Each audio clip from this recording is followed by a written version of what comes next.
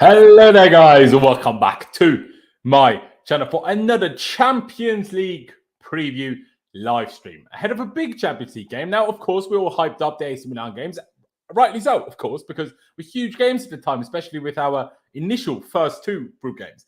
But now, we're in a situation where a win tomorrow, I'm pretty confident in saying, will guarantee us qualification to the knockouts. And if the result between AC Milan and Zagreb goes our way, meaning a draw, basically, we already qualify or guarantee to top the group. So tomorrow could actually be quite huge. I'm also going. It's, of course, in Salzburg, about 2 hours from me. We'll leave tomorrow about midday. It's actually the early kickoff. You know, people don't forget it's the early kickoff. Do not try to watch football at 8 p.m. because you will have missed the Chelsea. So please figure that out. But yeah, it's a big game. It's a fairly big game. Of course, Salzburg were Graham Potter's first opponent in charge of Chelsea. After, obviously, you know, the Queen had passed and everything, and that was the only game that was allowed to be played for some odd reason. It's going to be very interesting how much different things are going to be between then and now, because at that point, Graham Potter had, 3 or 4 days to even get to know the players, let alone anything else, before that game.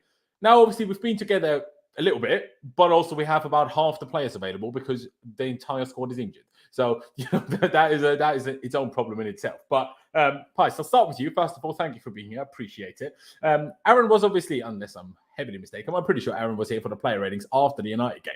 You were, of course, not, because you were at the game. So I thought, just very quickly, even though it's not exactly the best game to remember, what are your thoughts, especially now that it's a couple of days later and it's not just right after anymore and it's not the necessarily emotional reaction? What did you make of the game? Obviously, we're all fuming that we bottled it in the 94th minute, but what did you make of the thing as a whole, basically? Thought it was quite boring, to be honest with you. I think we started the game pretty poorly. Obviously, we made that early tactical substitution. Cucurella coming off, Kovacic coming on. That was definitely needed because they were outnumbering us in midfield. But yeah, I think we didn't play great, to be honest with you. I think we just lacked a lot of forward passing. There was a lot of sideways passing.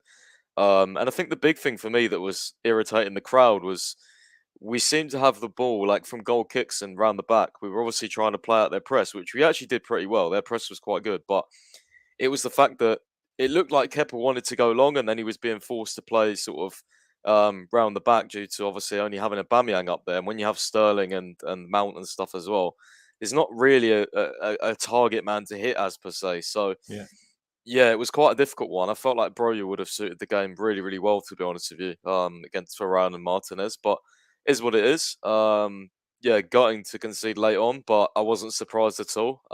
This has happened so many times now at home.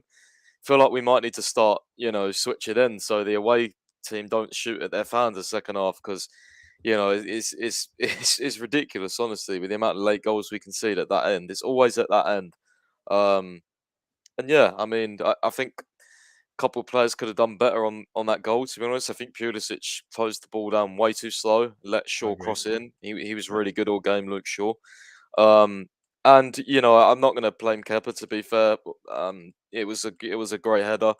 It could have been a great save, and I think as well, looking at it, I think another day it comes off the other side of the post, probably comes back out, he catches it, or it might go for a corner or something like that.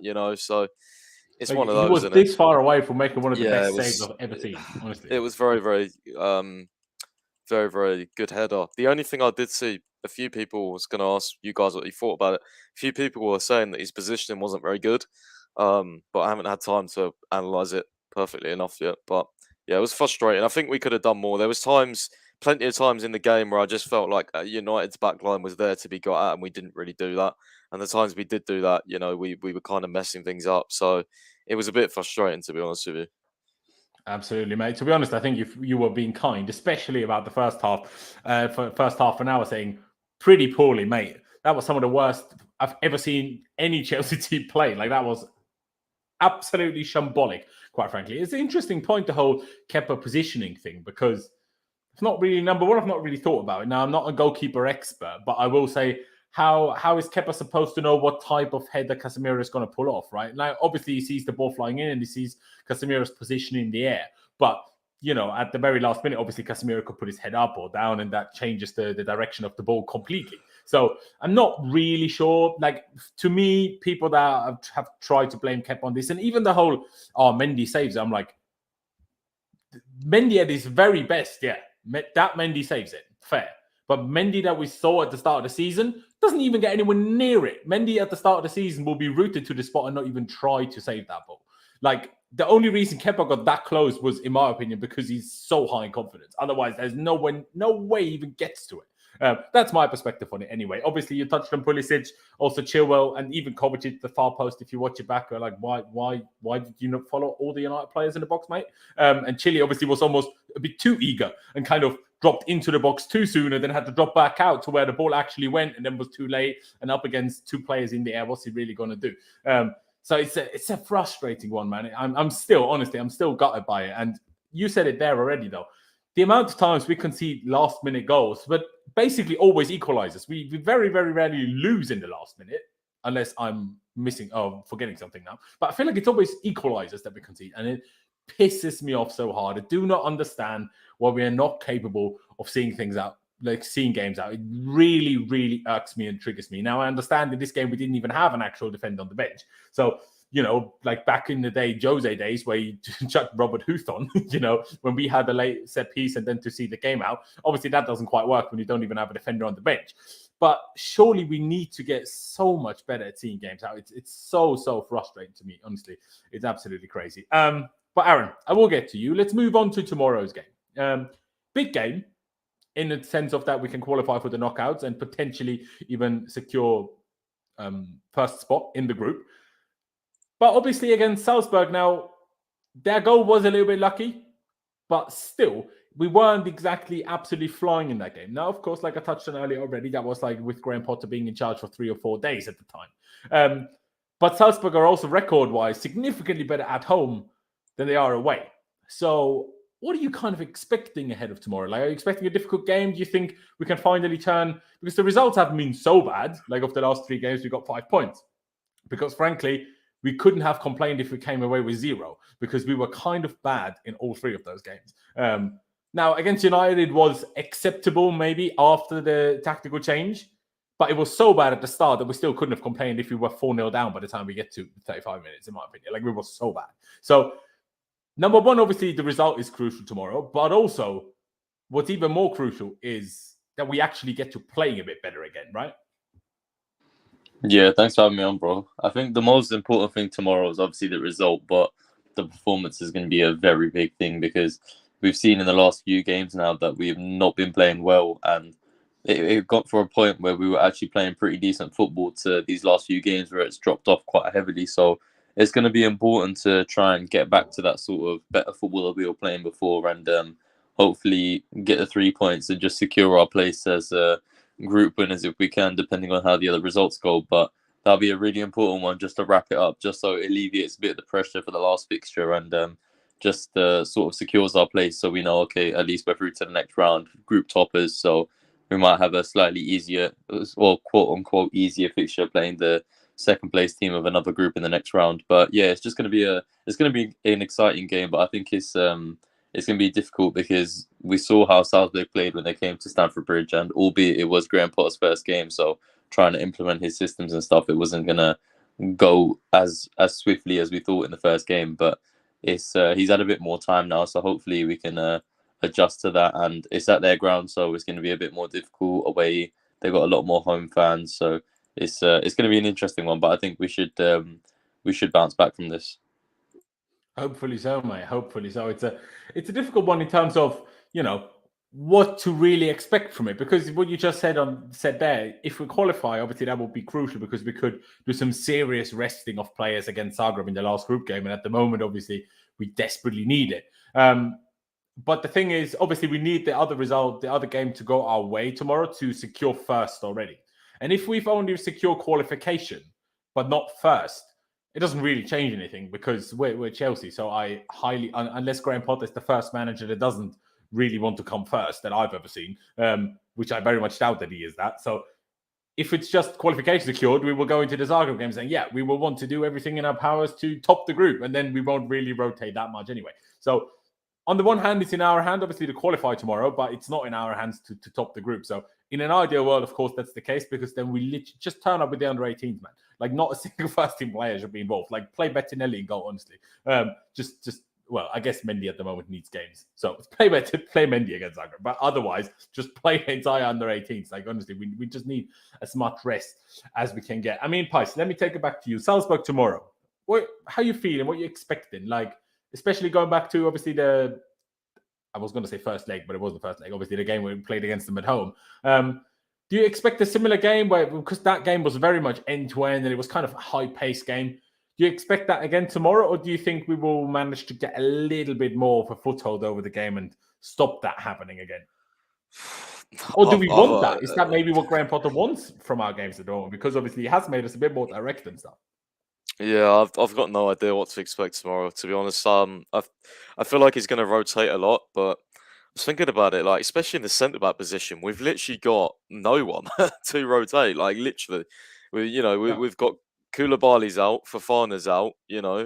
We got Aspi, Silva, and obviously Chalobah, and maybe Cucurella. But depends if we play a 3 or a 4. But I'm expecting, I guess, quite a tired performance from some that are going to have to play after Man United, and just a dodgy performance, to be honest. I don't see how we played well, considering it's literally been 2 days, if that, and they've had one training session, one recovery session. So yeah, I'm not expecting mate, doesn't much. that apply to every time we play Saturday, Tuesday Champions League, and we do that every season?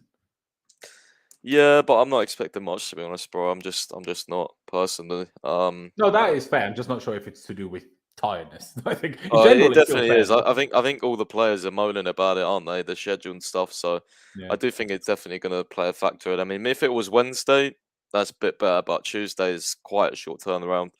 And yeah, I think the fact that obviously some new players might come in, just players that haven't played in a while, at least that I've got in my predicted team, the fact that they haven't played in a while could either go one or two ways. They could be really sort of rusty and terrible, or they could, play really well and prove a point, and kind of one of the players we didn't think could be back in the picture again. And there is games like this, especially in Europe, where they're like, oh, okay, it'll make the manager think a little bit. But yeah, absolutely. We'll see how many of those types of players will be involved. Like, especially the ones that really haven't had a chance, like a Hakim Ziyech, Zakaria. Will either of those two be involved? And I guess potentially Mendy, but I doubt it. But we'll get to that later. One thing to mention, and I was only really thinking about this the last couple of days, because obviously a lot of people have always gone on about, the schedule is crazy, And I was thinking, like, I mean, the schedule is crazy for sure, but is it any more crazy than it has been for the last 3 years? And not really on one hand. And why? Because we play every 3 days every season, right? Because we have Champions League, then we have the early cup rounds. You only get a break by January. It's now October, so we wouldn't have had a break in any other season either. The one big difference is that usually in autumn, you have 3 international breaks, one in September, one in October, one in November. Now this year, we had one show in September at the very beginning of September. Or was it the very beginning? In September anyway. But there's no October international break. And obviously then we take it into November until we stop for the World Cup, which basically means times of this every 3 days game thing for the clubs is extended compared to usual, because usually every month you have an international break, which even though they also play 2, sometimes even 3 games during international break as well, I feel like it still takes the players out of that crazy consistent focus and makes it probably a little less, I don't know, just demanding. Of course, if you're like Thiago Silva and you have to travel to Brazil every time you go on international duty, then it's different. But if you're like within Europe and you're like, whether it's English or German or wherever you're from in Europe, I feel like it takes you out of that consistent, like every 3 days thing. So maybe that's why the schedule is a bit harder on that sense now than it has been before, because otherwise it's the same. Like last year, we played every 3 days from the first week of September until the 5th of January, whenever that game was. So until then, we played every 3 days without fault, except, of course, when the international break was on. So it's no different to last year. But I guess, obviously, the schedule becomes more difficult the more injuries you have. And that's the first big topic that I think we should be talking about. Koulibaly, still injured. Now, Graham Potter, ahead of the Man United game, I said ahead straight before the Man United game, said, yeah, he felt his knee a little bit towards the end of the Brentford game. It's not bad, but this game comes too soon. Okay, well, he didn't train today. He didn't travel to Salzburg. God knows when. Of course, none of the journalists asked him about it, unless it was an embargoed bid, which, we'll have to wait and see. But we don't know. And that is a serious problem. Like, how many, I touched on this on the weekend already, but how, we spent 110, 115 million pounds on two centre-backs. And both are flipping injured when we were playing Man United. How can you be that unlucky? And obviously, add to that Reece James, add to that bloody N'Golo Kante, obviously, add to that the whole Ben Chilwell situation, and also add to that the Marc Cucurella situation. And I'll start with you, Pies. Now, we've learned that obviously we knew that he had tonsillitis, or at least we knew that he had to go to hospital for a throat thing. And it turns out he had tonsillitis and then had a tonsillectomy, whatever it's called, basically where they remove your tonsils. And apparently that whole thing, the whole process, obviously, with having such a sore throat and inflamed and all sorts of things, struggle to eat and blah, blah, blah. And he lost up to 5 kg, kilograms in body weight. And then obviously been playing since then. And I'm like, no flipping wonder he's been struggling like a madman. But why is he playing? Now, of course, against Man United, we didn't have another option because Koulibaly wasn't available. And obviously, we did have another option, just don't play a back three, which he then did after 36 minutes. But against Villa, why? Trust in Cucurella more. Surely not. Just watch the Villa game and see what happens once Koulibaly had come on. You can't be trusting one more than the other, right? Why is he playing then? I totally understand that, losing 5 kilograms, having tonsillitis, being in really bad shape for a week. Of course, that would drain your body drastically. And then with the schedule that we've just touched upon, of course, it's an issue. But how we let it get to this point where we're so reliant on him, that's the part I don't understand. So, Pies, in general for our injury concerns, but then more specifically on Koulibaly and Cucurella, life just doesn't get any easier for us at the moment, does it? No, it doesn't. Yeah, we've been very unlucky. It seemingly always happens when we sign players as well. Always get some sort of injury or something. We enjoy them for a little bit and then they're out for ages with an injury. But yeah, Fofana out until after the World Cup. Going to be similar with James. As I said to you before, just leaves us really, really short in defence. Yeah, man, we haven't even got a Cole or someone to call upon now. We've got to use. We got to use Chalobah, Silva, Aspi. It's not ideal for someone like Thiago Silva, who's that old. I know he's incredible and stuff, but Jesus, it's just crazy. I was really hoping Koulibaly could be back for this game, but yeah, is what it is. And yeah, on Cucurella, I'm not surprised he's been playing pretty poorly. If that is the case, there he's lost body weight and stuff. But yeah, just goes to show again, what options have we really got? We really do lack options in defence, and it's quite incredible because, during the summer we was all saying, we got enough defenders, it's fine, don't sign anymore. And to be fair, on the face of it, we did. But when you go into the season and you start thinking about injuries and schedule, you realise just how maybe another defender could have done us good right now. The problem is which kind of defender. Obviously, now we kind of both need a wing back and the centre back, ideally.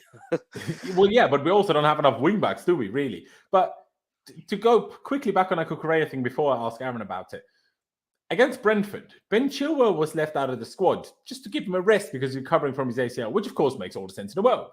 But if this is the scenario with Cucurella, he only missed 1 game, I'm pretty sure, maybe 2 with this. So I'm so baffled that is the case. Now it explains maybe why Chile, for example, started away at Milan rather than Cucurella, which I maybe most expected at the time. Maybe that is a logical explanation then. But I'm still a little bit baffed by a lot of these Cucurella things. And I, for one, because of, Pies, you touched on it earlier in terms of how little defenders, in particular centre-backs, we actually have available for tomorrow, I hope we play a back 4. Now, I'm not saying, I don't know if it will work, but just play a back 4, man. Give Cucurella a flipping rest. If that's the case, send him to, give him a chef and just let the guy eat for 24 hours. Do you know what I mean? Get some weight back on. Do you know what I mean? The poor guy. Give the man some food, not just football. Do you know what I mean? Aaron, what's your perspective? I guess what's your perspective? Just Koulibaly still out. Now we find out this Cucurella stuff.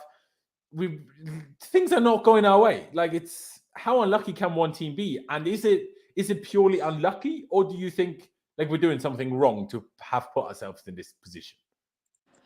No, I think it is unlucky because when you look at it, it's like the new signings, Cucurella, Koulibaly, Fofana. They all just happen to be injured or have other issues with them. But it's really not ideal in the situation that we're in because it does leave the squad quite depleted. When you look at the back, you're missing 2 centre backs, maybe a left back. He's gone with the squad, but whether he's going to be up to playing a game or not is yet to be seen. He has been so far, but he hasn't been performing. So whether he sees the pitch or not is another thing. But it just leaves our squad really light, and like not having Kante in midfield, meaning our squad's a little bit lighter there, and the attack not firing as it should. It's just not going our way at the minute, and it's a bad luck of fortunes. But it just reminds me of sort of the situation that we found ourselves in last season as well, where it was like there was just a point where we'd have injury after injury after injury, and those points we'd have so many That's injuries. what I'm saying, though. Now, if this is happening in back-to-back seasons, is it purely getting unlucky?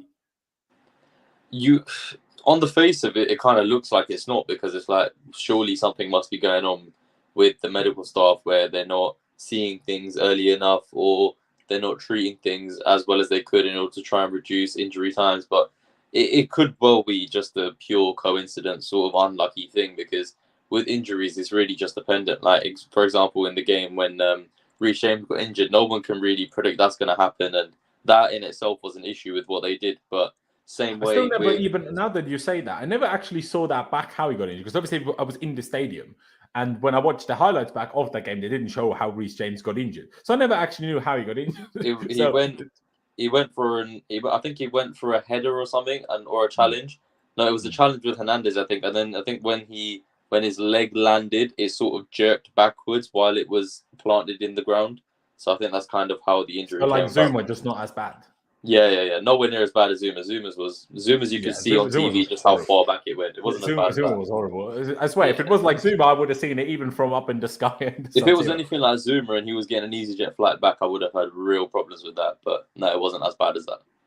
Okay, good. Well, still, and I mean, you haven't even touched on Kovacic just obviously having to play through injury. Yeah, that's another thing. Loftus-Cheek, and I mean, Jorginho has actually not had the crazy amount of minutes, interestingly enough, but Ruben is playing stupid amount of games. I mean, at this point, Aspie will get to crazy amounts of game time until Reece James is back. And then obviously, like you touched upon, certain forwards are really struggling. Graham Potter in the press conference earlier today, was asked about Raheem Sterling, and basically, his main response was, well, rather than looking at individuals, I think once we improve in the attacking phase as a team, which basically is saying we need to, then also the individuals will automatically also improve.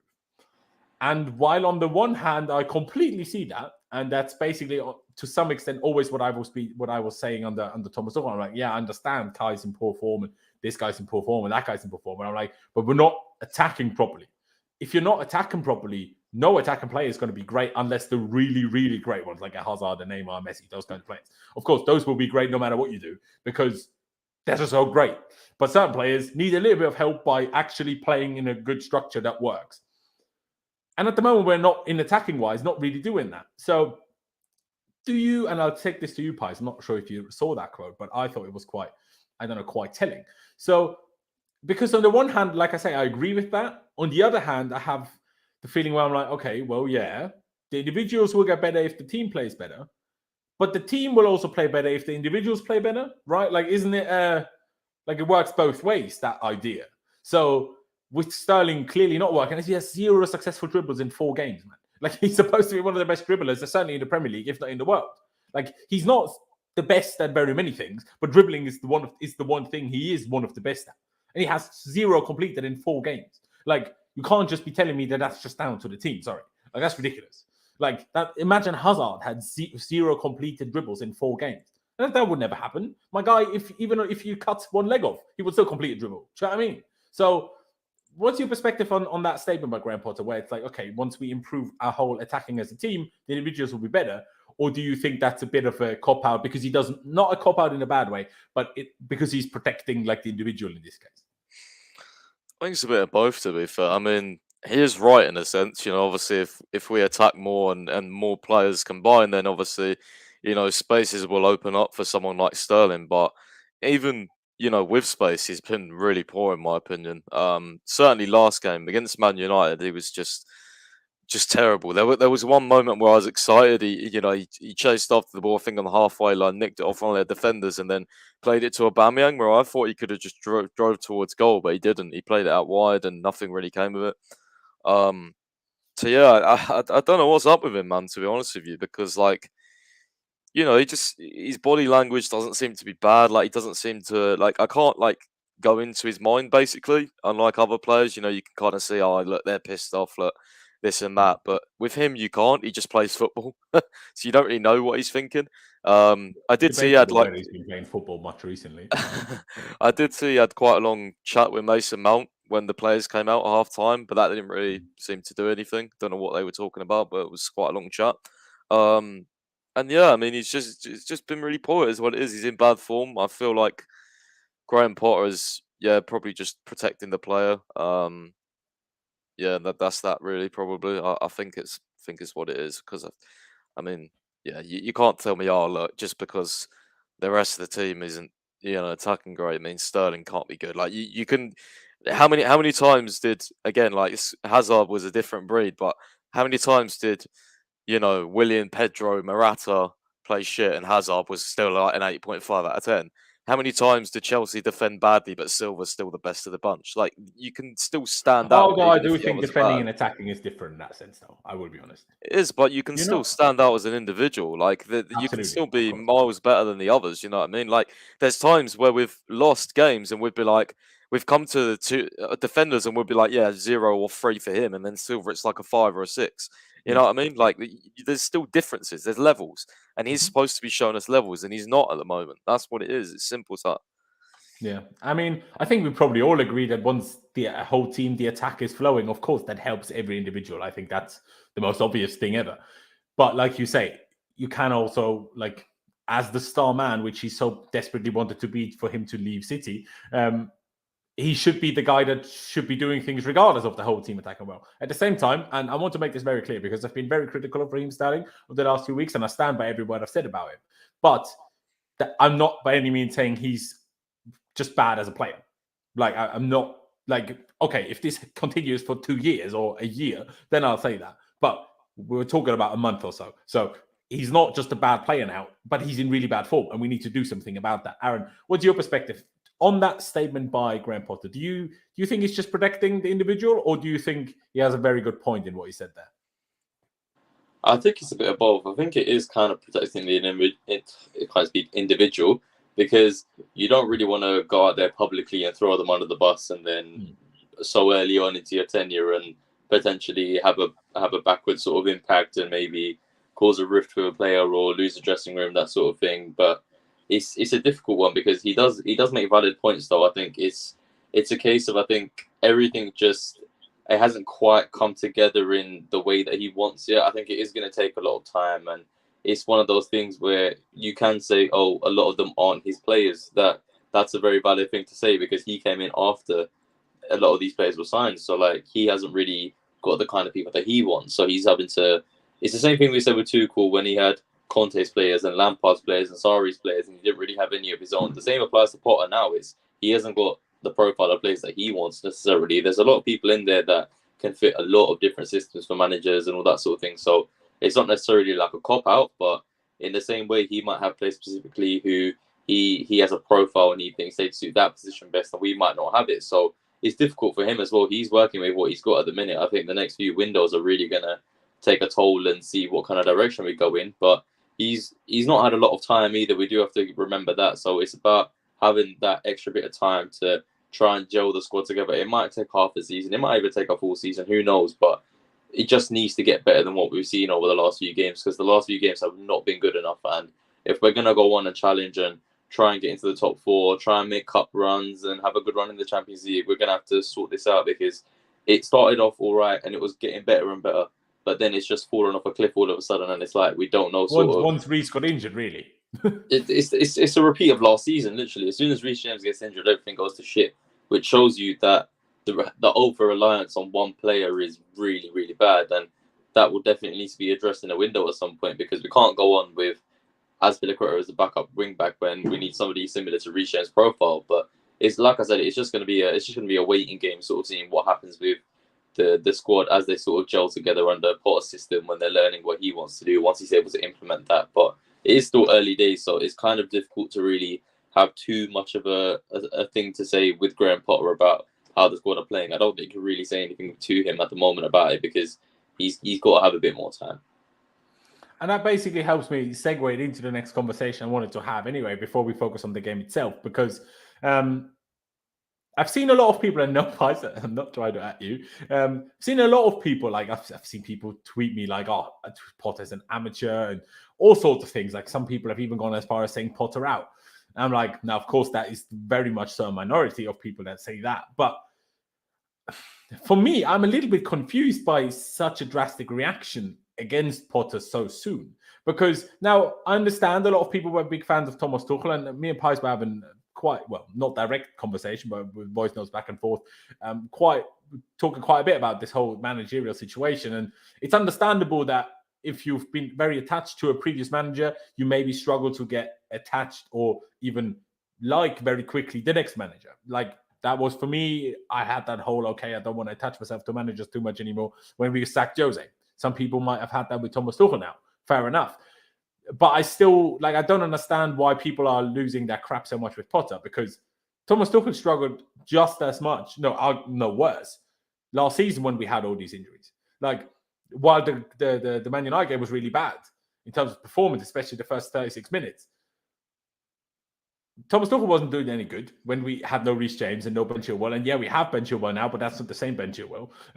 Cucurella is apparently 5 kilos lighter. Well, flipping obviously he's struggling a little bit with playing a lot of games and stuff. And we have Kovacic being injured, Kante being, playing through injury, Kante being injured. Half the forwards are in awful form, and we barely have any centre backs available. Do you know what I mean? Like, we have Thiago Silva, of course, because he's Thiago Silva, and then all of a sudden Chalobah is basically who we're relying upon next to Thiago Silva, who was on the verge of potentially leaving in the summer. At least all the media tried to make us believe that, and they're still talking about him until at least 2 weeks ago, potentially leaving in January and all that stuff, and now we're relying on him. So all of those things need to be factored in, let alone the fact that he's a new manager, sure. And to be fair, it also applied to Thomas Tuchel in his first few weeks, which also, by the way, under Thomas Tuchel, the first few weeks weren't that great. Arguably, the games against Milan and against Wolves were incredibly great, and no one really knows why they were that great. Like, it doesn't really make sense because we play games so often.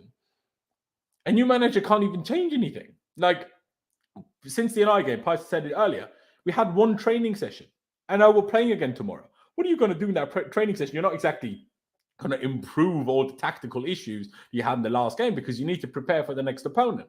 So that's why I'm a little bit confused where so much of this dislike and questioning is coming from. And I understand people, the reason they call them an amateur is because they're spoiled Chelsea fans that are like, oh yeah, we can only have the very best managers in the world. Like, it was similar reaction with Maurizio Sarri. Like, obviously Maurizio Sarri started the season super well, and then once we got into a bit of a slump, all the little cretins came out of their little holes and were like, he's shit, he's not good enough for Chelsea, he's not won anything.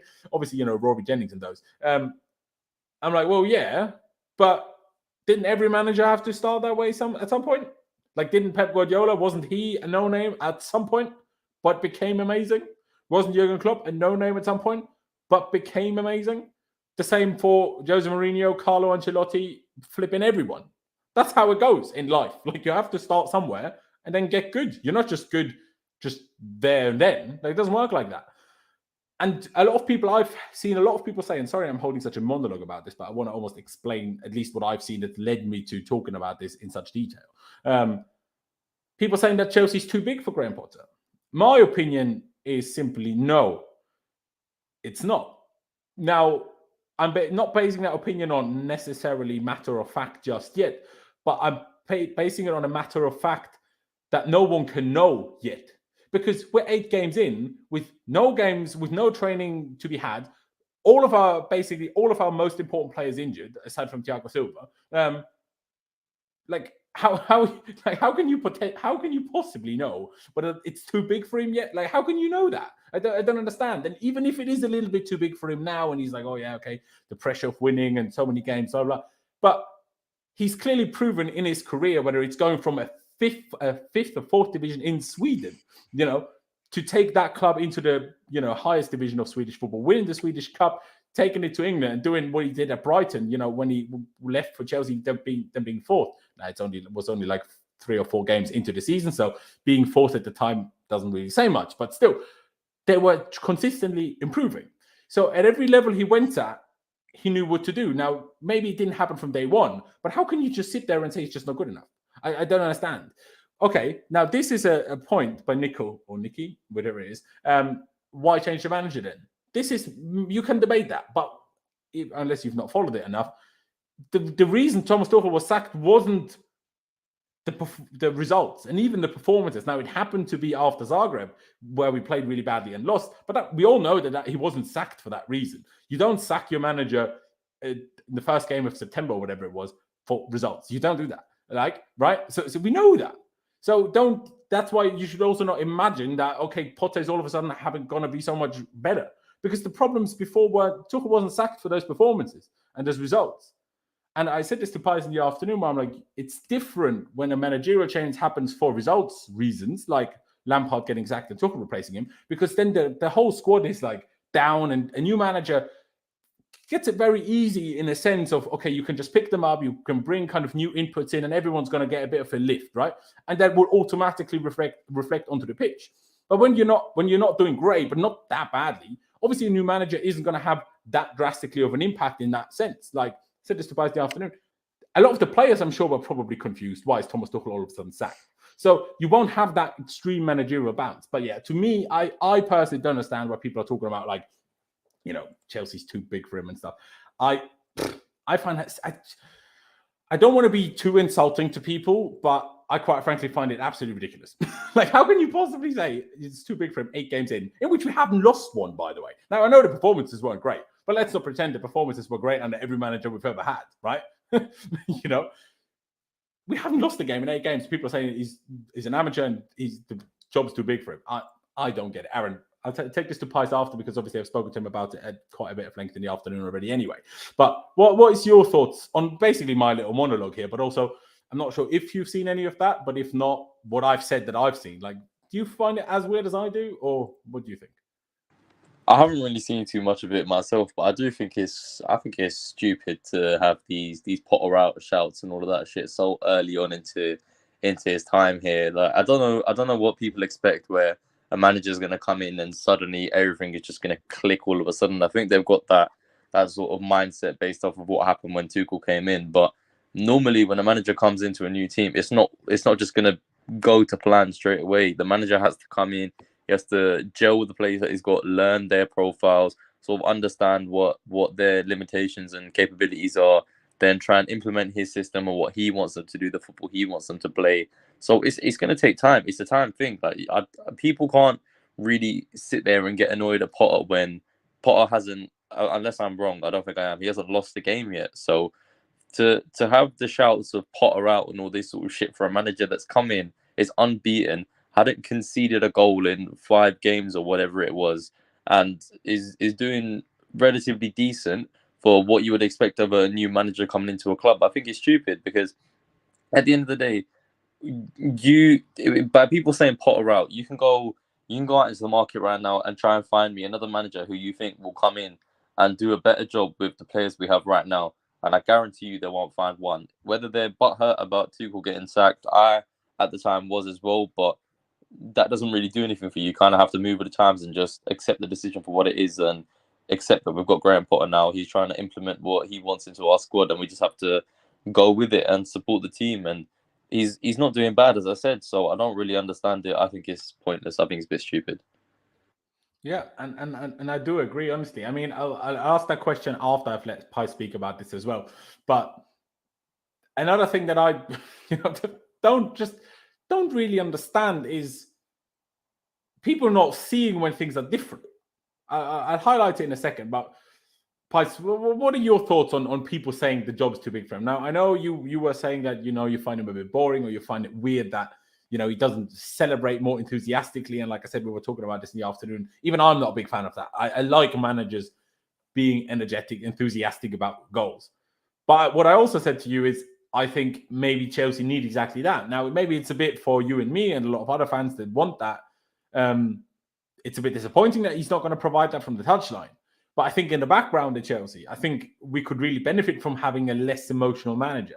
And when was the last time we had a not emotional manager? Think about it. I mean, Lampard will always be emotional when he comes to Chelsea because he loves the club, right? So of course. But all the Southerners, in terms of Italians and Spanish people, and like obviously these guys are stereotypically, at least, of course, there's always people that step out of line of this, and there's some very calm and collected Italians and Spanish people, obviously, right? But in terms of stereotypically, and look at Mauricio Sarri, look at Antonio Conte, do they seem like calm and collected people to you? Not to me.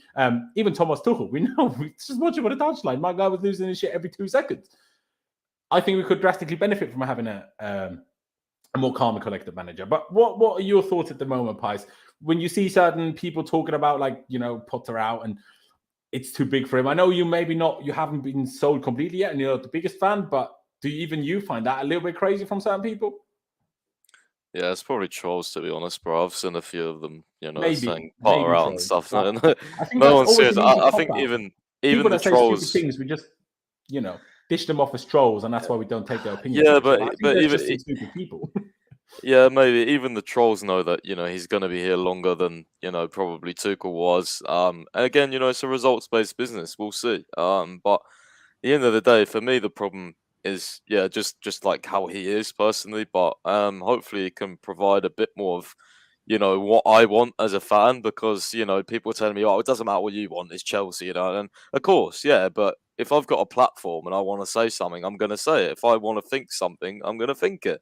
Everyone's got different things they would like from a manager. So yeah, people didn't like Sarri because of certain things. People didn't like Lampard because of certain things. It doesn't always have to be on the pitch. It can be, on the touchline, can be off the pitch, can be multiple different things. It could be, could be all packed into one. It doesn't. There's no really limits. You support a football club, and as far as I'm concerned, you're free to think, what you think, as long as it's not over the line racist or anything. So I think, I don't see the problem with me calling him boring. I think he is. But at the end of the day, like you said, it could be beneficial off the pitch. And look, hopefully, the longer he stays at Chelsea, maybe in a few months, we do get that sort of passionate side out of him. I mean, in a press conference, not the recent one, but a couple of press conferences ago, I think one of the journalists asked him like a sarcastic question over about like your character and stuff like that, and he said like, I have got a character, I have got a personality, trust me, and stuff like that. And then the guy said, I wasn't trying to suggest you're boring, and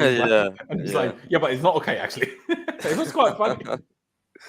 Yeah, I mean, for me, it's just incredibly hard, and I think it will be for a while to go from a manager who, for me, embodied everything that Chelsea should be, to someone that I've liked watching as a neutral, but now seeing him as our manager, I don't have a dislike for him. It's just not the same, and I don't know if it ever will be the same if I'll ever get another Chelsea manager. Period. That I connected with like I did with Tuchel. So that is it. You can't just say I'll move on. It's we are moving on. We're not talking about Tuchel every day, but I think at least what I've been seeing anyway, is like the people that are talking about Graham Potter are also the ones actually bringing up Tuchel a lot. So it's kind of everyone's just clashing at the moment. So it's true. Yeah, it's true. I don't know. It's one of those. The Chelsea fan base always finds some sort of reason to be toxic about and be divided about. Like, can't we not just unite for once? Like, I'm sure it would help the team as well if we weren't constantly going at each other's throats. Do you know what I mean? But hey, Charlie has joined us in the meantime. Fantastic news. Charlie, thank you for joining us. Now, so far, we've kind of just been waffling about this and that.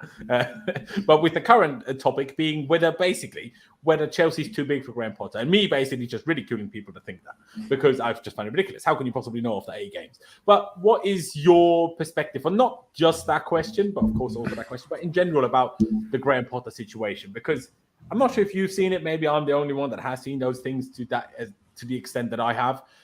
But I've seen a lot of, whether it's in my chat or whether it's on Twitter, various different places. I've seen a lot of, like, whether it's Potter. I mean, the Potter out probably trolls, but when they say Potter out and they are maybe trolls, they still have something in them that wants to say that. Do you know what I mean? Like when I say things, send Aubameyang back to Arsenal or Barcelona. Now, obviously, I don't really mean that when I say that, but something in me is still there, like, we really have to flip in Aubameyang. Do you know what I mean? Like, and I'll be perfectly honest with that. I said that from the beginning. I didn't really want Aubameyang. Now, if he does well for us, amazing. But I didn't. It's a fact. Like, I won't hide that. But what is your perspective on Potter and just the situation that we're in at the moment? Because the last 3 performances really weren't any good. But you put that down to Potter as the manager? Do you put that down to the players? Or is it simply, well, all of our best players are injured, so what else do you expect? Well, I think that plays a massive part. Obviously, it's so early to judge. We've been here, 7-8 games? We haven't lost any games. And yes, okay, the last 3 games of the performance levels have not been good, but we haven't lost any of them. Yes, Brentford wasn't great. United, okay, it was a terrible, terrible game, but arguably we could have probably won that game.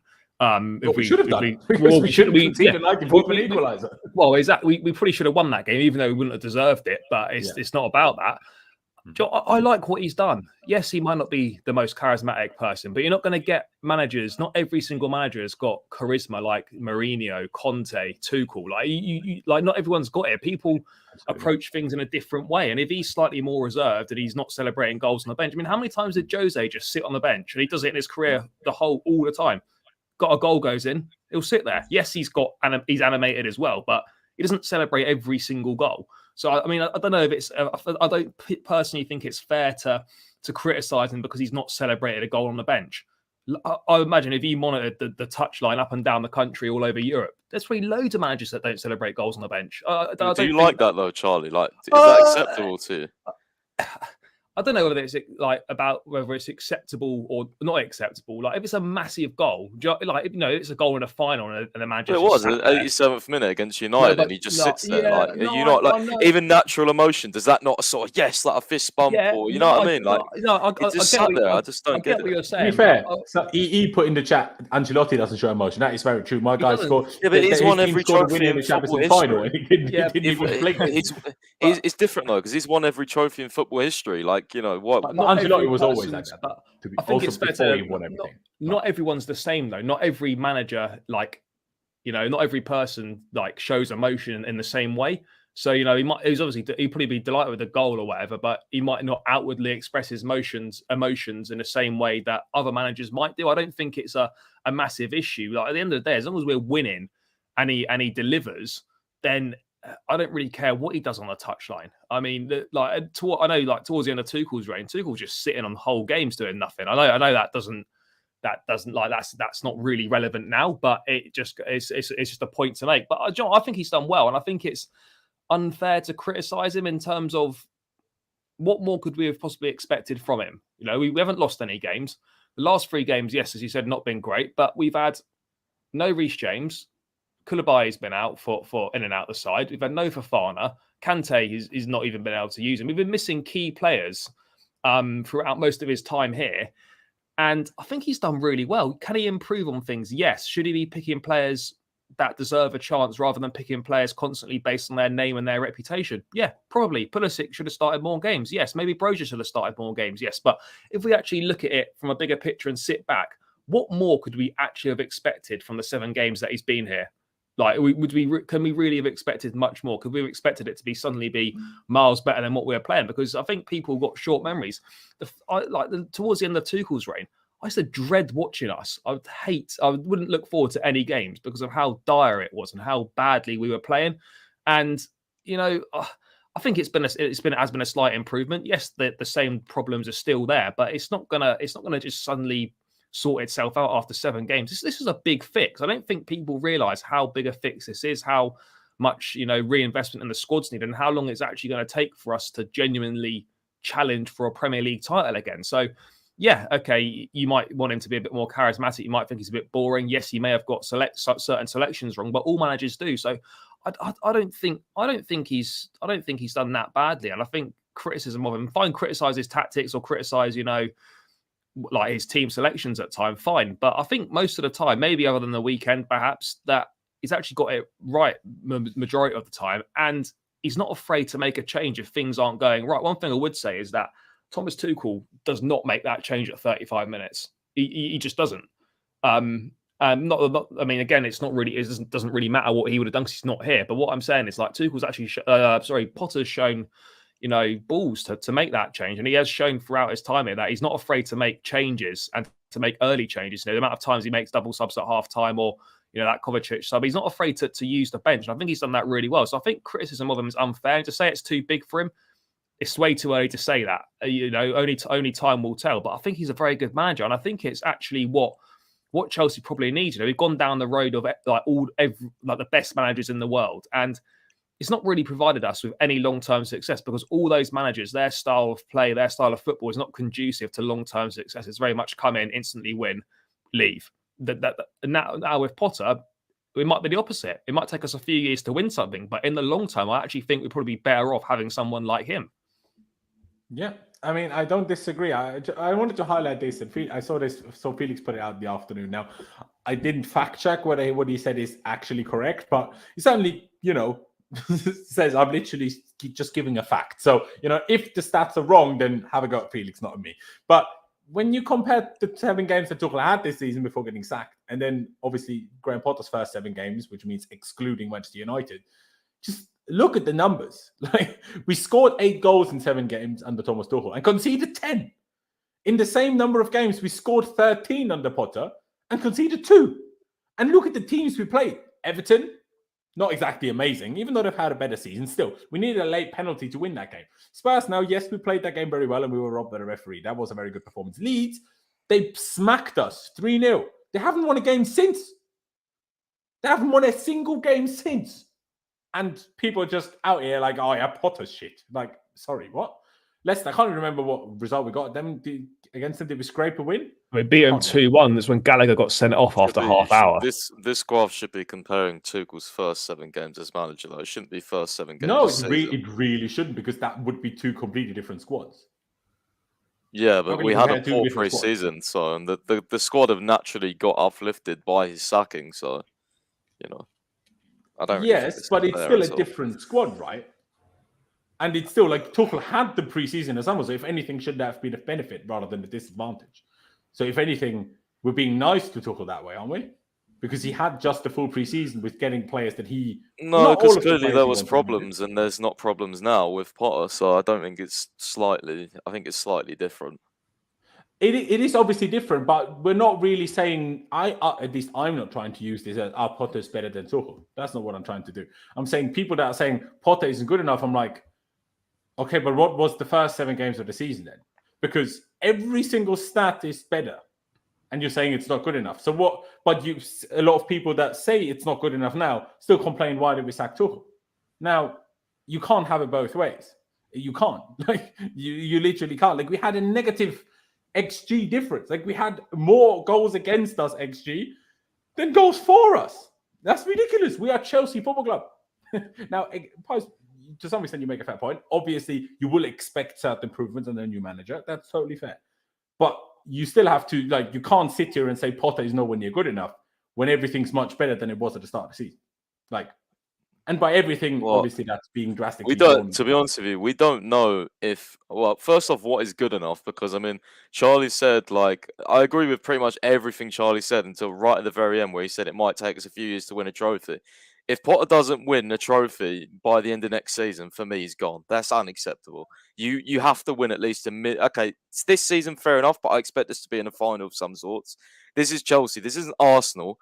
You know what I mean? I don't want us to lower our standards, okay? Like, we need to be competing for trophies on all fronts. Even the Tuchel lost finals. Okay, he still got to finals. He got to loads of finals. If you lose them, okay, it's not great, but you got to them. You competed at the highest level. You've shown you're that level. For me, as long as Potter's competitive, gets us to finals, wins us trophies ideally, and makes the right decisions in the big games, that for me shows he's good enough. So I think everyone's description of good enough is different, first off. And second off, I forgot what I was going to say now, but yeah. I forgot what I was going to say second point. I do, to some extent, agree with that. Obviously, you've got to slightly consider, I suppose, that... I mean, Pep Guardiola in his first season won no trophies. Now, and they had a very different squad to what we do now. I mean, they literally bought Kevin De Bruyne for the Guardiola, even before Guardiola was even there, right? And even still, he had a trophyless season in his first season. Now, I know you said one season is maybe okay, and then a second, but still, different levels. But look at our squad, man. People are saying this squad's shit. This squad's beat. Like, you know what I mean? Like, it's ridiculous. People, like, I've seen people in the timeline say, like, oh yeah, this squad's not good enough, bro. Like, these injuries are not going to be out forever.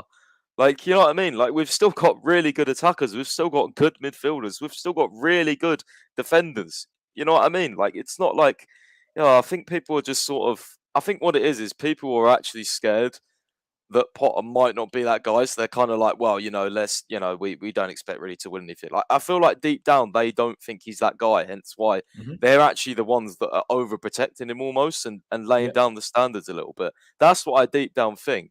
But yeah, that's just my view on it, because I don't know why else. If you believed he was, this transformative coach, he was gonna just make this squad play miles better football than Tuchel did, as you've seen by the stats there.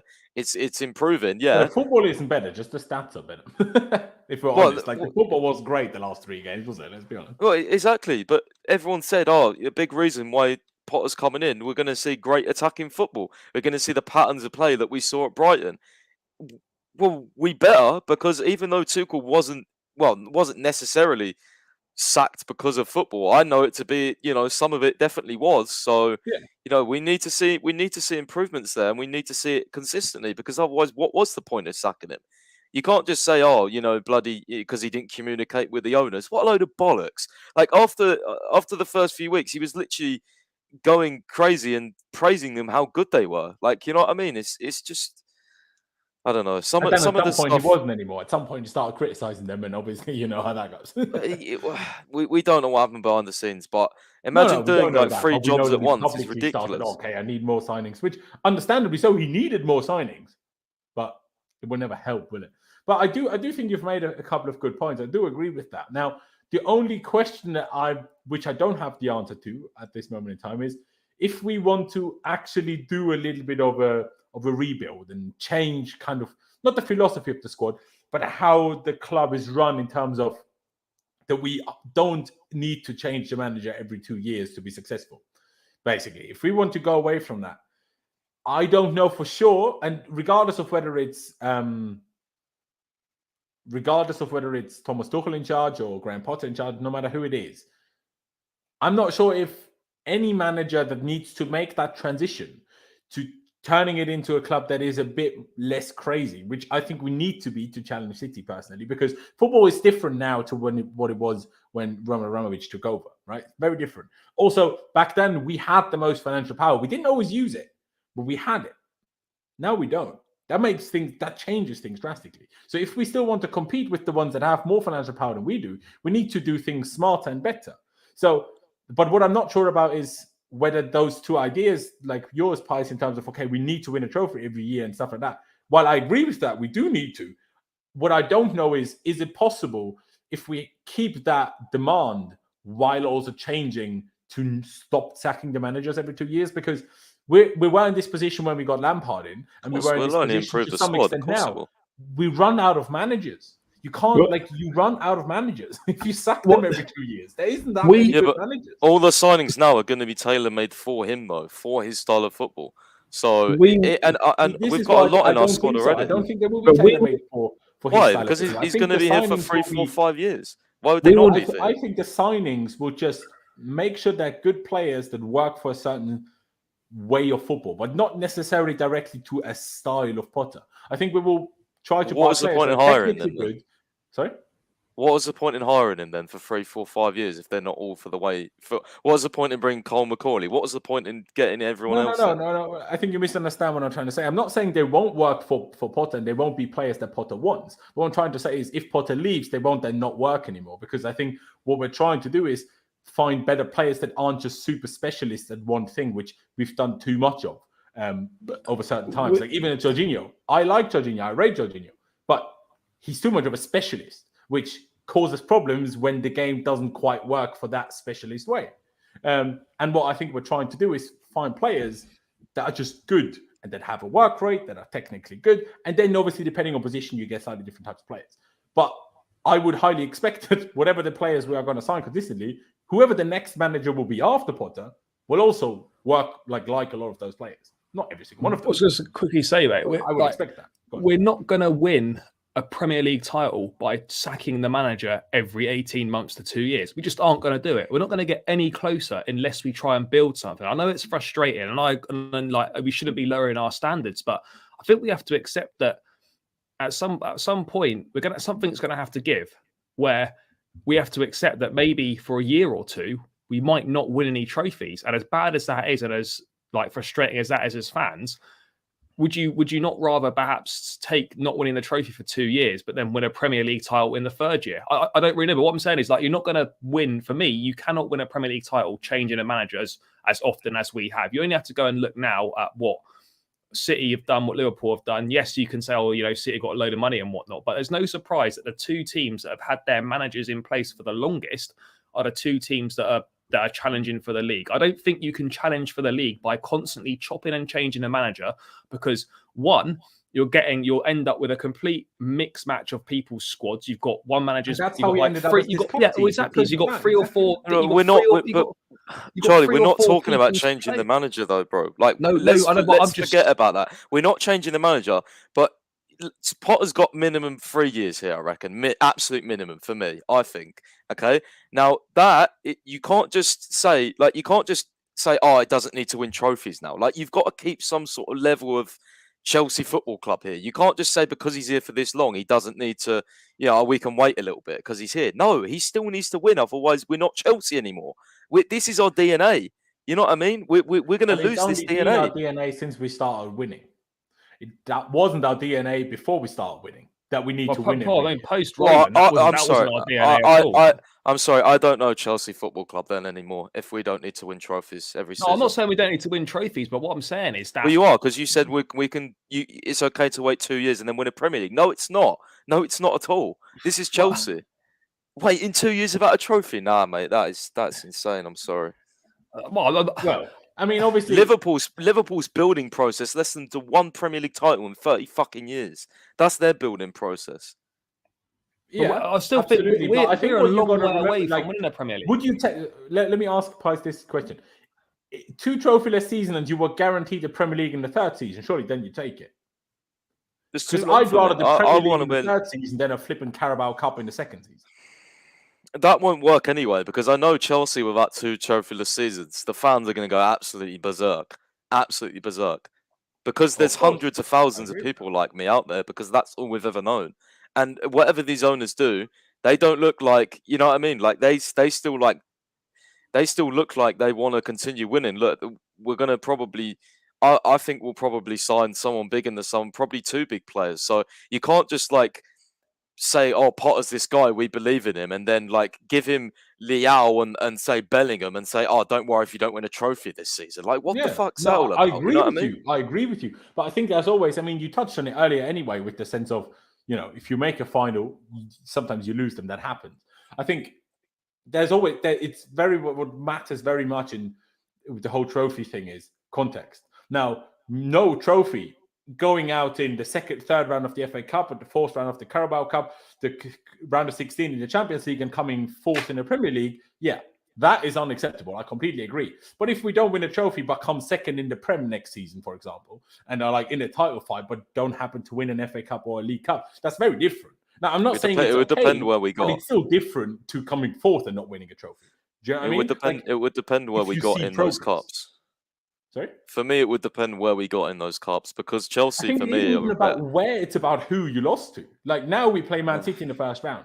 If Man City play their best team, we are most likely going to lose, because we're not as good as Man City. Whether we demand trophies yet or not, that's irrelevant. Man City are a better team than us. So if we play them in the first round of the cup because that was the luck of the draw, then what can you do about that? Well, they won't play their best team anyway. No, of course they won't. Obviously not. And I understand. So that's why there's a chance that we can beat them. But even still, some of it is luck of the draw. Like, if we get, I don't know. But I hope he doesn't have that mentality, though, bro. I hope the managers, you know what I mean? Like, he should be wanting to. It should always be the target to win every trophy. 100%, I agree with that. But don't you think, some of these players necessarily mean everything's shit all of a sudden? I can guarantee, some of these players in this squad saw Man City in the cup and thought, oh, for fuck's sake, you know what I mean? They shouldn't. They shouldn't. This is a unwinnable game. We've beat Man City loads of times in the past. We can beat them even if they play one of their strongest teams. Is it unlikely? Yeah, but we can at least go into the game and give a fight and show that, we are a very good football club, because we are. We can beat anyone on our day. That's fact. We've shown that in the past. I think that's 2 very different things. As a fan, saying I would accept if we don't win a trophy for 2 seasons, is very different to going into the season saying, I don't want us to win the trophies, and especially compared to the players. The players and the manager, like you say, I will expect them to try and win every trophy that they compete for. As much as the Premier League is unlikely, try, flip sake. All that means is you try to win every game. And that's what we should be doing anyway. And that's really what we should be doing to every game, no matter the competition. We just try to win every game, and then we see where that ends us up, really. That's how football goes, if you're a club like Chelsea are. Aaron, I feel like I haven't heard you speak in a hot minute. So what's your take on, number one, what Pi said there, that the trophies are so important? And because that's the problem. We all want a bit of sustainability, right? And not financial sustainability, just sustainability to sustain success. Because that's the problem that Chelsea have had, right? We win the league with Kante, we come 5th the season after. We win the league with Jose, we come 10th the season after. We win the Champions League, a Champions League run was okay and we were unlucky against Madrid. But the league run was shit. Do you know what I mean? Yeah, I know we lost the cups in finals, in the final on both occasions in penalties, but weren't exactly the toughest runs to the final, was it? Now, let's be honest. How do you view that in terms of the trophies must come? Because on the one hand, I fully agree with it. On the other hand, I'm like, but sometimes it just doesn't happen. Like, yes, we can demand things, but what can we do that City have way more money than us and way better squads than us? We can't change it from today to tomorrow. Yeah, no, I get both sides of the argument. I think I wouldn't say I'm on one side more than the other, because ultimately all my time as a Chelsea fan, all I've known is trophies. So to go a couple of seasons theoretically without a trophy, it would feel like it's not really the Chelsea way, if you get what I mean. But in the same sense, it's also like when you're thinking of like a longer term build, you might have to then make that sacrifice in order to reap the rewards later on. So it's a very difficult one, because there's obviously two ways to look at it. It's just what's more important to you. Is it building towards the future, or is it just having the success now? Because if you put those fundamentals in place to then have that build for the future and have a squad that might be even better to challenge in the next few years, then it might be well worth it to hold that expectation of, okay, give him like a season or two to get his squad together, get everything in place that he needs, and then we mount proper challenges. But it would be difficult not seeing Chelsea win trophies for 2 seasons, because, as I said, that's all I've known growing up. So it would feel really strange, but it is a very difficult one to sort of be on either side about, I guess. Yeah, I do hear it. Absolutely. I think maybe I'm harsh on this, but to me, like last season, yeah, we won 2 trophies. They're 2 gifted trophies that we won on the basis of winning the Champions League. So the 2 trophies we won last year because we won the Champions League. Because I would expect us, no matter who the flipping manager is, to beat Villarreal. We needed penalties anyway, right? And then I would, obviously, you and me, Pies, not sure if you remember it, at the time of the Club World Cup going on, I'm like, these are, in comparison to footballing ability we have and they have, financial ability that we have and they have, we should be battering these teams about 10-0, quite frankly. And we scraped it in both occasions, the semi-final and the final. So I know we won those trophies, but to me, that's like if we randomly all of a sudden played League 2. And then we won League 2. Okay, brilliant. Okay, we won League 2, fantastic, but that's not my aim. So if us winning the Club World Cup, the great thing about the Club World Cup is the badge. That's the great thing about it. Everything else is a bit like, okay, you beat Palmeiras and, some Asian club. Okay, I can't remember who we played. We didn't win it before, though, did we? No, was that the first time we won it? I swear we bottled to some Brazilian team last time. Why didn't we win it? Not because it's so difficult to win, but because it's so difficult to win the Champions League. And then we obviously had, 2012 was just the end of our good squad, and then 2013 we were just dog shit. So then we got knackered. I swear the last time we lost to that Brazilian team, though, we had Hazard, Oscar, Mata, Torres all line up. Lampard, Tuchel didn't have that good of a squad. Do you know what I mean? It's not them being 25. Yeah, but Tuchel didn't have that good of a squad and still won it, and they didn't. So I feel like you're trying to take it away from him a little bit, bro. I don't know. I don't think. No. What I'm trying to do is basically ridicule Benitez for not winning it back then, because that was ridiculous. Like, he should have done. We should have done. So I'm like, okay, it's great that we won it and it's fantastic, but I'm not going to go up in arms. Amazing, we won the Club World Cup and the Super Cup, and that's why I'm like, yeah, we won 2 trophies last season. Yeah, okay, but 2 trophies that took us 3 games. fantastic, still great that we won it and we still had to win it, but it's very different to winning a Premier League or a Champions League. It's not even remotely close. So but yeah. Anyways, let's have a little. We've been talking about things for a very long time already. Anyway, now, do we still have time for the quiz, boys, or shall we skip that one today? Depends how long it is. I don't know. It's usually about 5 questions. You know what? Can't talk. Let's go with it. Let me highlight that quickly. Bertram called it Dirty Austrian Fusion Club versus Chelsea Pride of London. I love it. Big fan. But yeah, let me get that up on screen before we talk about the lineup, which will take a minute today anyway. But yeah, I feel like there was a lot to discuss. I'm sorry if either of you three felt like you wanted to add something else. Please do still. But yeah, just my last thing on that is just be a little bit patient. You know, we don't know yet whether Potter is too good enough or not good enough. If you think that by the end of the season it's not good enough, fair enough. But after 8 games, you can't know. So don't pretend like, just sit there and watch and wait. Do you know what I mean? That's all I'm asking, really. But anyways, let's get into this. Red Bull Salzburg versus Chelsea. Is it up on screen yet? There we go. All right. Question number 1. As tomorrow is our 5th group game, it would only be fitting to look back at some of the most famous or infamous 5th round games. Bertram, you're challenging our memories too much sometimes. During our triumphant 2021 campaign, we smashed Sevilla 4-0 away.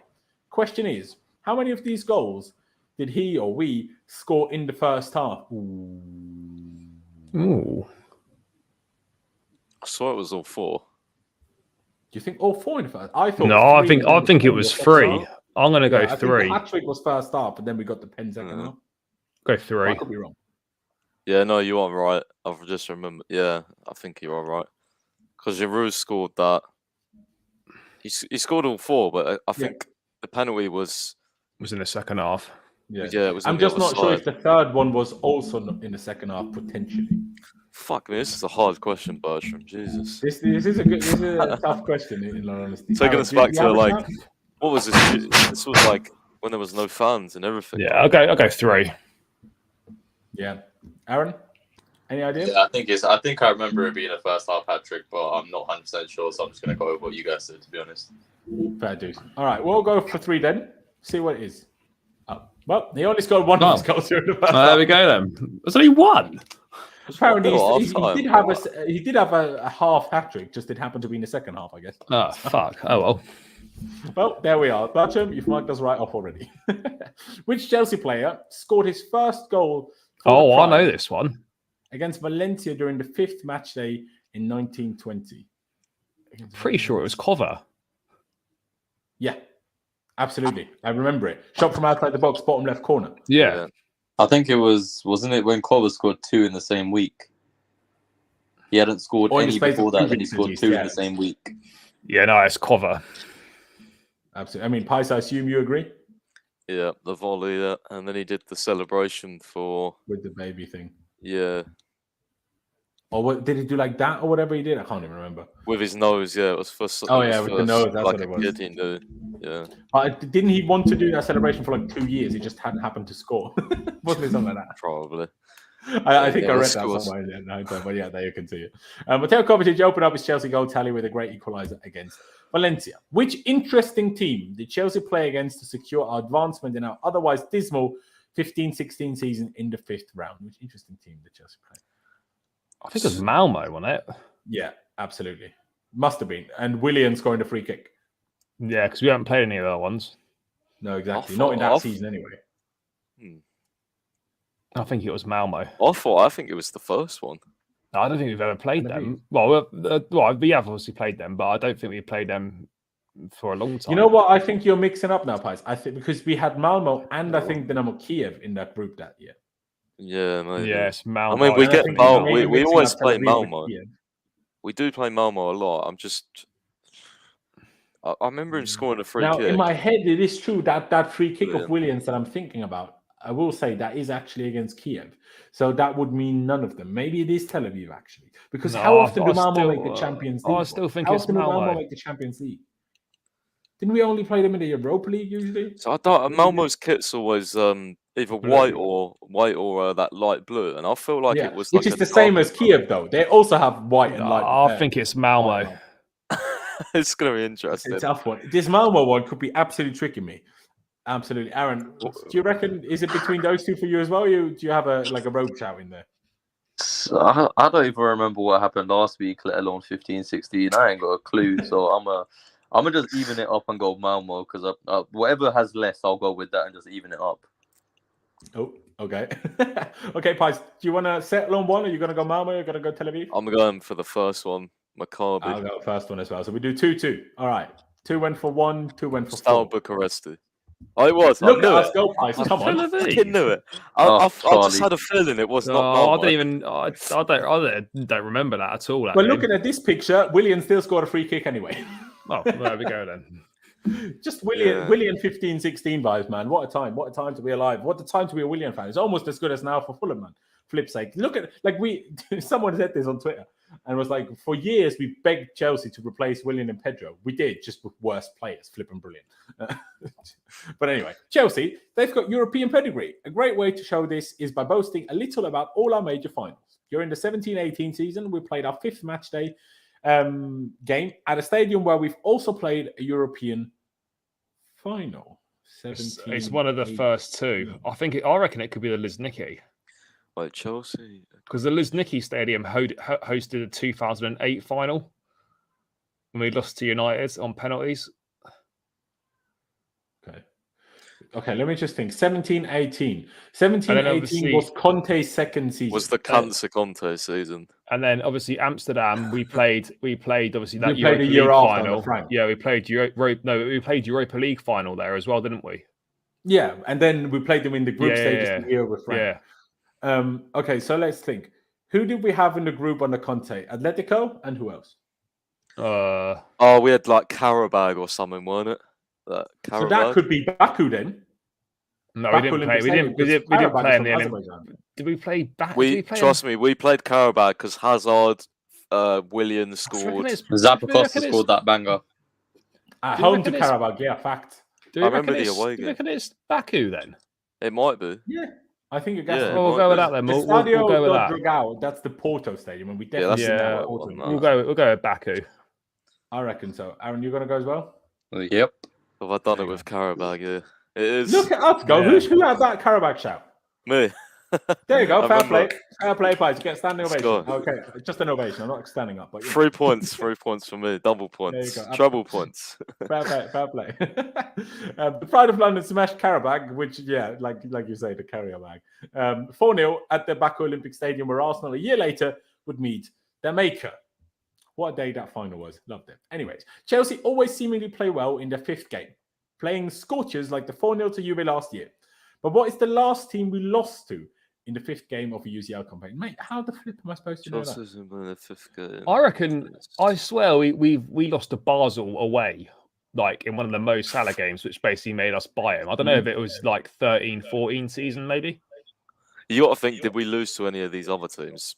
We definitely lost to Basel. But 2014-15, hadn't we already signed Salah then? Oh, yeah, shit, maybe. Yeah, but this was in the 13-14 season, though, wasn't it? So this would have been the season before, so we might not have done. Did we not sign Salah in Jose's first season? I think it's Basel. I reckon because I reckon they beat us in Switzerland. Yeah, I think you're right. We played them twice, didn't we? And didn't we draw once and lose once? Yeah, and Salah scored in both games. Did he? Okay, but let's think about this though, because Schalke, that was the game where we won like 5-1 or 5-0 or whatever it was. Yeah, no, it's not Schalke. See, I remember hat-trick and Torres scored 2 or whatever. Leverkusen, I remember their striker scored a header. We don't play Leverkusen that much. No, but I don't know. I mean, if it's we 2012 won that or 2011 in being group stages, so this is a long time ago. I reckon we just go. I reckon we go. Basel or something. But are you sure it's not Juve, boys? Because obviously 2012-13 we got knocked out of the group stages because that's where we were reigning champions. So we played them twice. We played 2-2 at the Bridge and then lost away.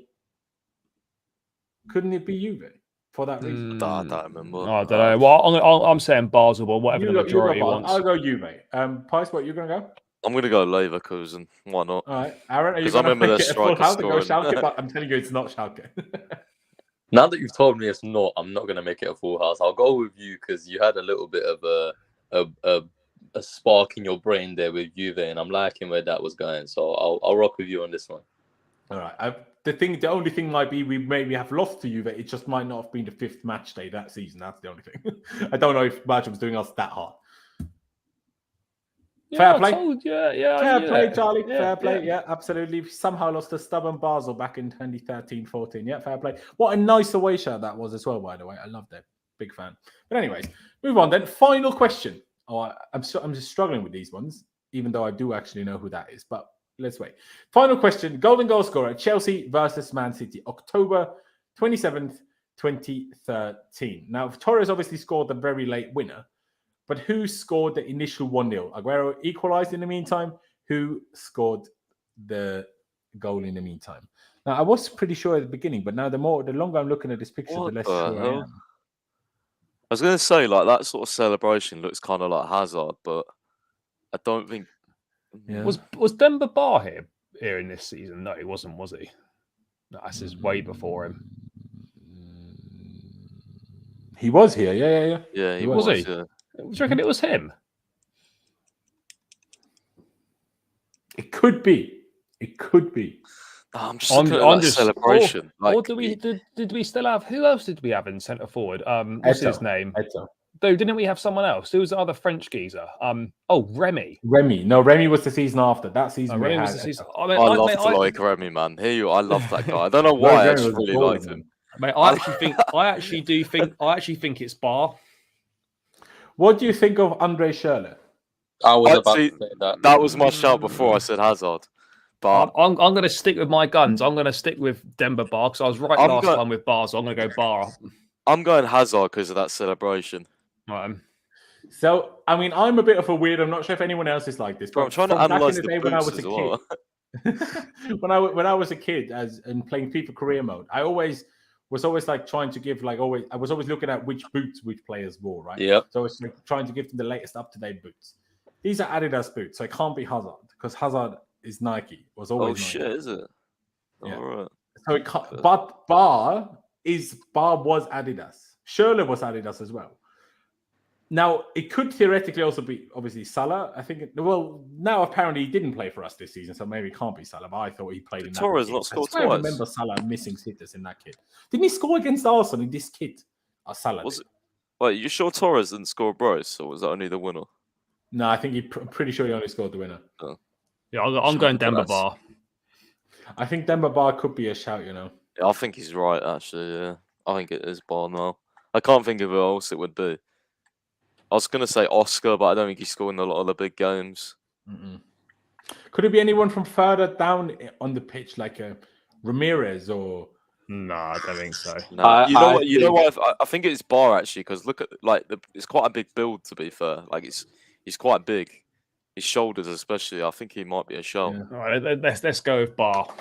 Laurenz, right. I think you were right when you said Schürrle. I'd be surprised, man. I can't remember this far back. Mate, right, reveal it. I reveal it. I will stick to my shout with Schürrle, but I have a feeling it's Bar. It's Schürrle, come on! What? Come on. Bro, he's big. I didn't realise Schürrle He's looking quite big there. He's a big lad. Yeah. Bloody hell. Look at him Fair go. enough, man. There you go. I don't remember that goal at all. I'm such a plastic. No, me neither. I only remember the Torres goal. You know the thing is though, if I watched it back, I'd be like, yep, I remember that. Yeah, I mean, of but course. No, I don't. Show the first goal. What was that? Fantastic stuff. Thank you for playing. Credit to all the match-going fans who were at the United game. Brilliant. Keep the blue flag flying high. Well, thank you, Bertrand. And we finally move on after we've already been sitting there for nearly 1.5 hours. So let's move on. Sorry, ladies and gentlemen, by the way, if I haven't involved you enough in the chat, doing 4 things at the same time, talking to 3 people and looking at the bloody thing, I do apologize. But if you guys are bringing yourself up, because he said it's definitely Schürrle, so fair enough. A lot of people said Torres, fair enough. Schürrle was a baller.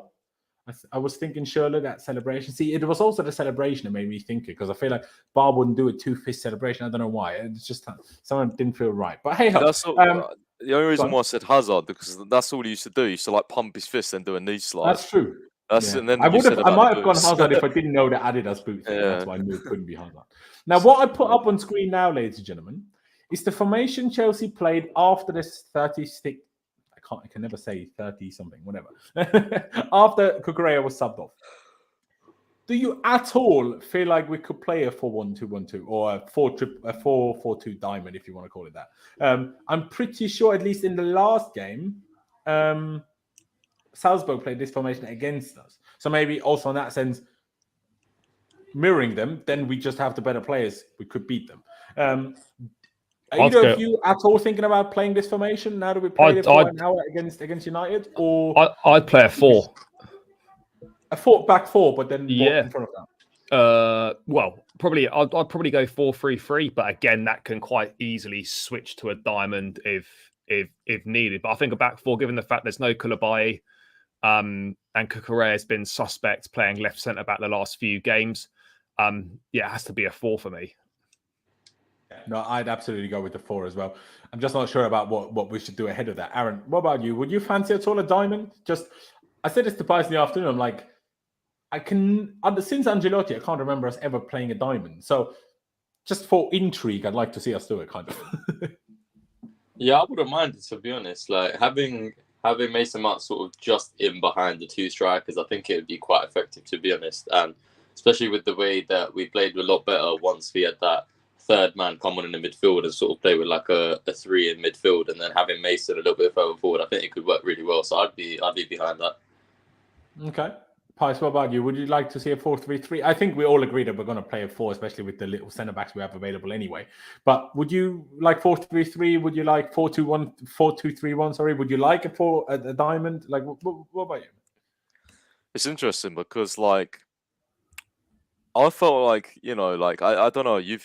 Have you been to the stadium before? Well, you would know anyway because you're Austrian. But like, I don't know what sort of is their atmosphere like really good? Is it like a tough stadium? Because against Chelsea, I expect the atmosphere to be pretty good, but they're not exactly like they're known to be the city of like Man City of Austria, just because they were nothing before, right, and then they got play money. A 4 then. I was thinking, a 3 maybe if it's like a really horrible atmosphere and it's like it's typical hard away game, but we've got to win, man. So like if we win, don't we get first? So.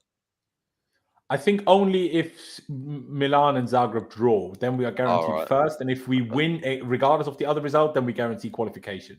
Okay. Well, Milan will probably win. So, yeah, let's go with a 4 anyway. I went with a 4 with my website prediction. So, yeah. There you go. But back 4 for sure. But then ahead of that, what would you like? I went 4-3-3. But again, I think, against Wolves, I think he used a 4-2-3-1. So not sure if he'll use a single 6, and then 2 8s. I mean, he might do.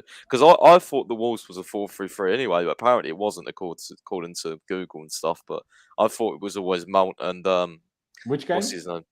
The Wolves game where we won 3-0. I thought we played a 4-3-3 in that game with 2 8s, but I can't remember what formation we played in that game. Yeah. But no. Well, I went with 4-3-3. Oh, that was the game Pulisic played wing back. No, he played in my opinion. Remember when you and me disagreed, Pies, when I thought we played a back 3 and you said no? Yeah, no, rubbish, bro. Absolute rubbish. Nonsense. We're never agreeing on that. We have fun. You know why I'm gonna change this to this now? Purely because we have no flipping midfielders available. So I think we do. I think we have less defenders, to be honest. I think no, that's true. But I'm not touching the back 4 anyway. But I'm saying like this, we can play 2 wingers and put Mount in midfield, and then therefore allow Kovacic to be rested. Exactly. Yeah. That's my logic. That's why I'm gonna say 4-3-3. Aaron, for that midfield resting logic, would you agree with that? I don't know. I think I go along with it purely because you've gone with it, but I'm just not 100% sure myself as to. No, mate, I'm 100% sure. We have no idea what Potter's going to do. We're just going to do what I don't think he knows a lot of the time, to be fair. Yeah, there you go. I'll stick with you to start it off. Does Kepa stay in goal, or do you throw Mendy in there for this one? No, I think Mendy can get thrown in for a Champions League fixture. I think it's kind of like when you have the 2 goalkeepers, you tend to have your first choice, and the second choice will get thrown in for like a cup game. I feel like, or the last group game if we're done. Yeah, well, I feel like it's. I'd personally go with Mendy now, just to chuck him back in for a game and just see he's had a little bit of time out, see if he's de-rusted himself and he's a little bit better off. Interesting. Charlie, what about you? Would you throw Mendy in there or would you stick with Kepa? Absolutely not. Why should Mendy be playing a game for us now? This is an important game. He's not in the team. Kepa is the number one at the moment. There's no reason to drop him. We still need to qualify, get the job done, and then Mendy could have a go against Zagreb, or we can have a go against City in the cup. For me, it's a no-brainer. Yeah. Why are you changing the goalkeeper now? There's no point. There's nothing warrants it. So for me, it's Kepa all day long. I do, unfortunately, for you, Aaron, I do actually agree with Charlie. Pice, what about you? Would you like to throw Mendy in there? Yeah, I would. I think Mendy in the Champions League. I get Charlie's point, but I think thinking about it now with the Man City game, I almost feel like Kepa might play in that game because I think just playing against Man City in general is probably a bigger game than Salzburg. I know we need to qualify, but I think Mendy's good enough to start in this game, and I think he probably should. Kepa should play against Brighton, but I think Mendy in this game would be quite a good test for him to come back in and see where he's at, especially being an away game. But I do get the logic, of course, like what's the point in changing? I do see that point, but I think Mendy's got to get in at some point. And I'm just thinking about our fixtures. Like, I don't actually know if he's going to play against Man City, considering I feel like that's a game that Potter will really want to win. Maybe even more so than Guardiola, because if you beat City, you kind of, you expect to probably get to the semi or final with who you're probably facing. So, yeah. It's just weird because I think on the one-off game, it doesn't really matter so much whether you put Mendy or Kepa in. I don't think. Now, with Kepa's current form, and I still think he is in that form because I actually thought he was great against Man United. Like he was very good. Really good saves. And then obviously the one at the end, which people can debate. But yeah, now we've had 2 for 2 for each. So, ladies and gentlemen, at the top of the chat, there is a poll for you guys to pick your own decision. It's how attacking as well they are, Laurenz, I guess. Excuse me? I guess like how attacking they are as well. Like what sort of, you know what I mean? Because at the I bridge, would didn't say really for Salzburg, Kepa is better because they press like crazy, meaning a lot more with ball. All right, well then 100% Kepa. If the goalie is gonna have to use his feet, then put Kepa in. Yeah, 100%. And honestly, the way Salzburg, I'm not sure if you remember the first leg, but the one thing they will hurt us with, if anything, is with their crazy intensity and press and everywhere. So that's why I pick Kepa. But hey, it's okay. Like stick with what you said, and we'll see what the chat says. We'll allow them to vote. Like put your vote in the poll, and we'll get back to it in a few minutes' time. Now, as much as we'd probably love to rotate a little bit, there's not really much option to pick right at centre back. It's Thiago Silva and Chalobah. Are we all in agreement of that? Charlie, I'll start with you. Yeah, it's the only options we've got. Absolutely. There you go, Aaron. No like crazy shout in there. I mean, I say no crazy shout. We don't even have any possibilities. Who else can we play as real centre backs in a back four? Well, if it was too cool, you might have shoehorned Ruben in that centre back. But yeah, I think we'd probably go for them too because there's no one else to put in. I still think we could. I know. I've got a shout. I've got a shout. Go on. Havertz at left centre back. There you go. That's where he can play. At least he can win some headers there. Do you know what I mean? More than Aubameyang did against United, that's for sure. But yeah, I mean, Pice, other than you crazy Havertz shout, I assume you agree, Silva, Chalobah, yeah? Yeah. Who else is there? I'm literally shitting myself because if one of these two gets injured, what the hell are we going to do? Like trouble. We would actually potentially be in a situation where, you know, when Barcelona a couple of years ago signed Martin Braithwaite in the middle of the season because it was an emergency signing. We're going to have to find some like get another centre back injured. We might be allowed to sign an emergency signing centre back. Oh my god, I don't even want to look at the free agent market right now. Oh no, free agents we could sign anyway. Those we'd be allowed to sign right now, anyways. But emergency transfers, you'd even be allowed to sign from other clubs. Really? Is that? Although I'm not sure if that's the thing in England as much as it is in Spain. Nah, Barcelona. They bought him from Celta Vigo, was it? Maybe not. That ain't happening in Premier League, especially not for Chelsea. Yeah, no, it is probably true. I'm not even now. I said it as so casually as if it's definitely a thing. I'm not even sure if it is a thing in England, but I just know it from that Barcelona case. I've never heard of it. It's Barca sounds like some money laundering scheme to me. It does absolutely. You know what? I can't remember the club that they signed him from. I cannot think of the name, but. They didn't then get an emergency signing to replace Braithwaite. They just had to sit there and say, "Oh, all right, we lost our striker now, flip sake," and then they got relegated. I swear it was Middlesbrough though. He went from Middlesbrough. No, it wasn't. That was the club before that club. I think it was like Legans or something. But Braithwaite used to play for Middlesbrough. Maybe, yeah, Leganes. What the hell? I cannot remember who it was. But hey, here we are. Like you said, hopefully Koulibaly's obviously back soon. So maybe by Saturday against Brighton, Koulibaly can play anyway. But we'll have to wait and see. Now, what is a bit of a question, now not really right back. We only have one option. But what about left back? We spoke about, before Charlie joined, we spoke about the Cucurella situation. Does Cucurella play anyway? Or do you go with Chilwell? I'll go with you first, Pice. In my predicted team, I went with Cucurella, but I don't know what sort of predicament he's in. I went with Cucurella because he was subbed off and Chilwell played the whole game. So yeah, I think recovery-wise, I think Cucurella probably is, I'd say, almost nailed on the start, in my opinion. And also with the type of team Red Bull Salzburg are, I think Cucurella arguably fits it better, personally. Just because while he has crazy things in him, he's a bit safe on the ball, I personally feel. And against a high-pressing team, that's pretty important, I would say. But Charlie, what about you? Would you go Chilwell? Would you go Cucurella? No, I think I'll probably go Cucurella as well. I know he's not been in the best form. He's been subbed early in, 2 of the last 3 games. He's been subbed off every game before the hour mark. But he has started the last 3. And I think, as Pi said, Chile playing a full 90. But he's still got Brighton coming up at the weekend. There's still games to come. I think Cucurella will play. And I think Potter will probably start him as almost, just as a bit of a, not apology as such, but because he came off early, you'd be like, "Look, we'll start the next game" or something along those lines. But yeah, I'd go Cucurella to start. Yeah, it is crazy because we just learned that he lost his 5 kg on his tonsillitis and stuff, and then the next game we want to play him again. But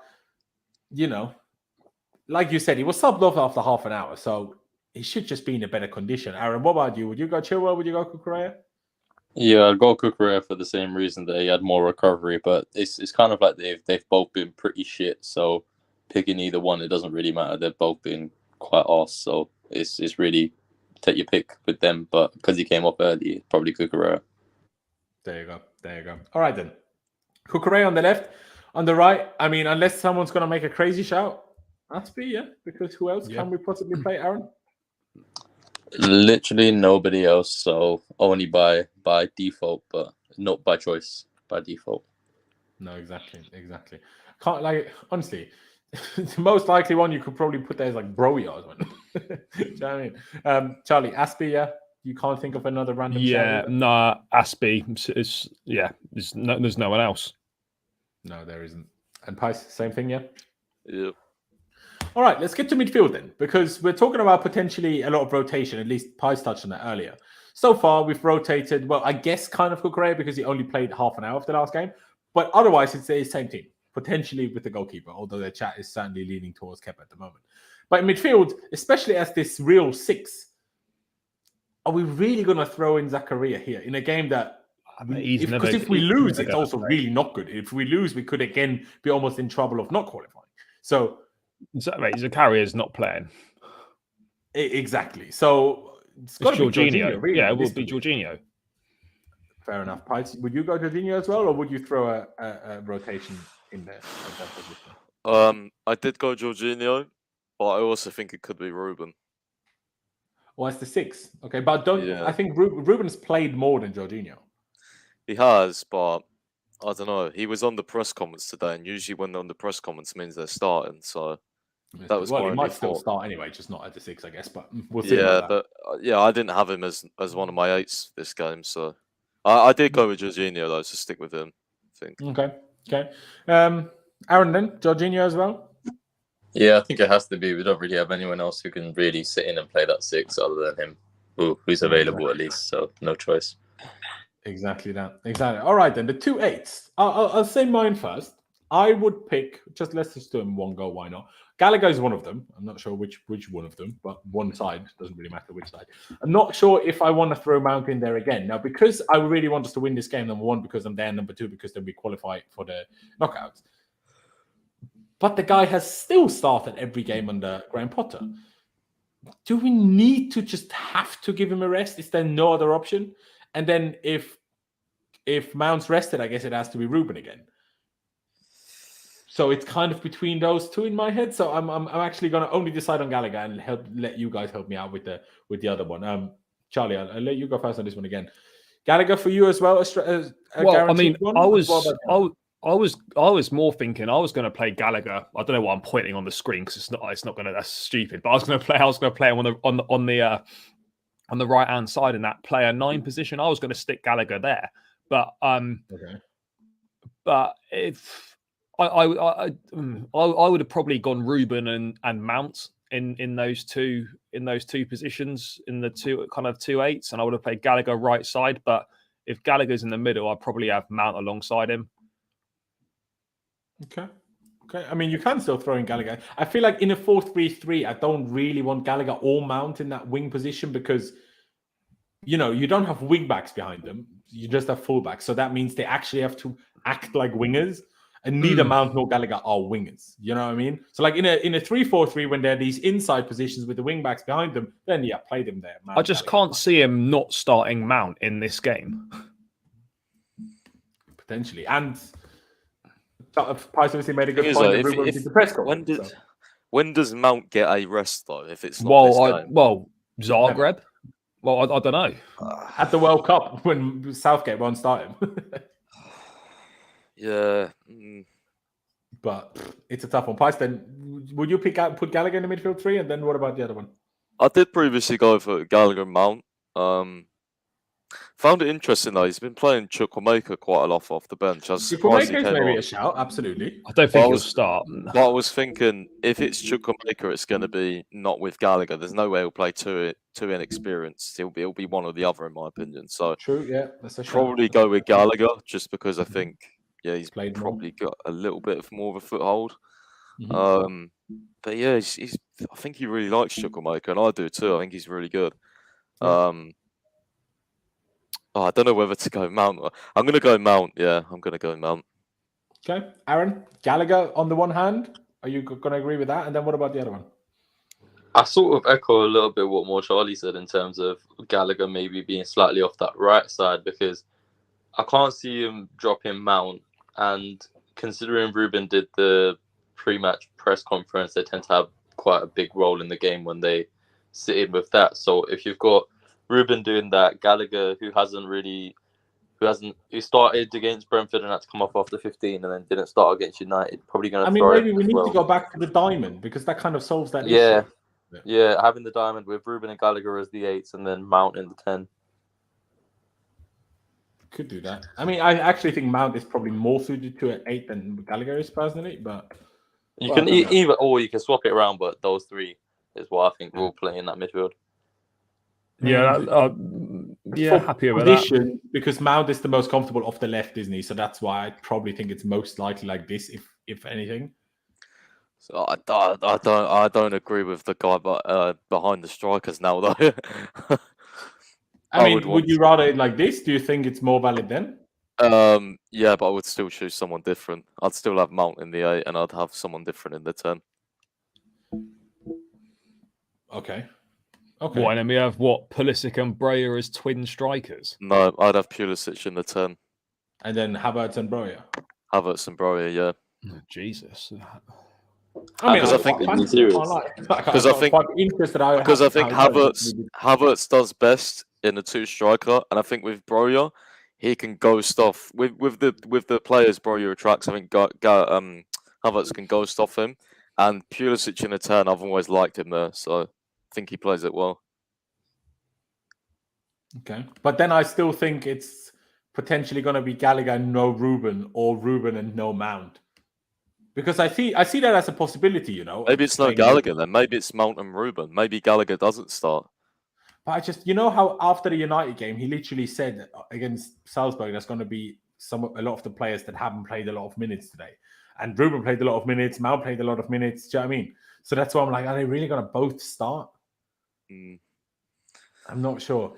I don't know. And I also feel harsh on Gallagher because obviously he had that stomach bug against Brentford, but otherwise he's been pretty good recently. So I feel harsh not to give him this start. Sorry? It's quite a hard one because, you've got the thing of you kind of want as many experienced players in there, or kind of your best players because of obviously qualification. But at the same time, thinking this schedule is literally fucked. I feel like he might just just test everyone. So like, how are you, kind of thing. And you know, that's kind of risky as well because some of them might just lie and say, "Yeah, I'm fine," when they're not because they want to play. So yeah, I don't know. We'll see. It's a tough one. I mean, Aaron, if it were to be this formation, who would you then put in the midfield four, shall we say? I think Jorginho definitely stays. Yeah. The kind of thing that you said about Potter saying that a lot of the players who haven't had minutes will play kind of gets me confused out of, I don't think Mount and Ruben will play. I think it'll be one or the other. But I think maybe just purely based off the press conference thing, because Ruben did that, I think Mount might drop out and get a rest. But I'm not 100% sure. See, I think if that is the case, we are better suited if we did that, applied that logic and say Mount gets a rest. We play a midfield three like that, and then put like either we give Sterling another starter where we place Pulisic and Sterling. Oh god. We put Havertz here, or we actually give Ziyech a run out. Because this is like a real winger position now, and then maybe Ziyech becomes a bit more of a viable option rather than obviously in the 3-4-3, as we all know. But will Potter pick Ziyech on the basis that, you know, who hasn't had a lot of minutes, maybe, but on anything else, I don't know, man. I honestly, I'm struggling so hard. Charlie, do you want to help me out? If you had to pick something, what would you go for formation-wise and position? And I'll probably. Do you know what? I'll probably be, if it's like this, I'll be more inclined to stick Mount. I'd stop doing that pointing thing. I'd more put Mount on the right-hand side. And then play Pulisic, and then play, in the 9, and then play Pulisic on that left side with Broja through the middle. Mm-hmm. Okay. Pies, if you had to just pick one, and I'll just see what has more, and then we'll just have to go with that.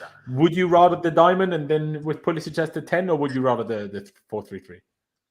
I quite like the diamond, but then I'm worried about our width, especially defensively if we get caught out. So, it will be these two will have to push quite wide in the diamond, absolutely.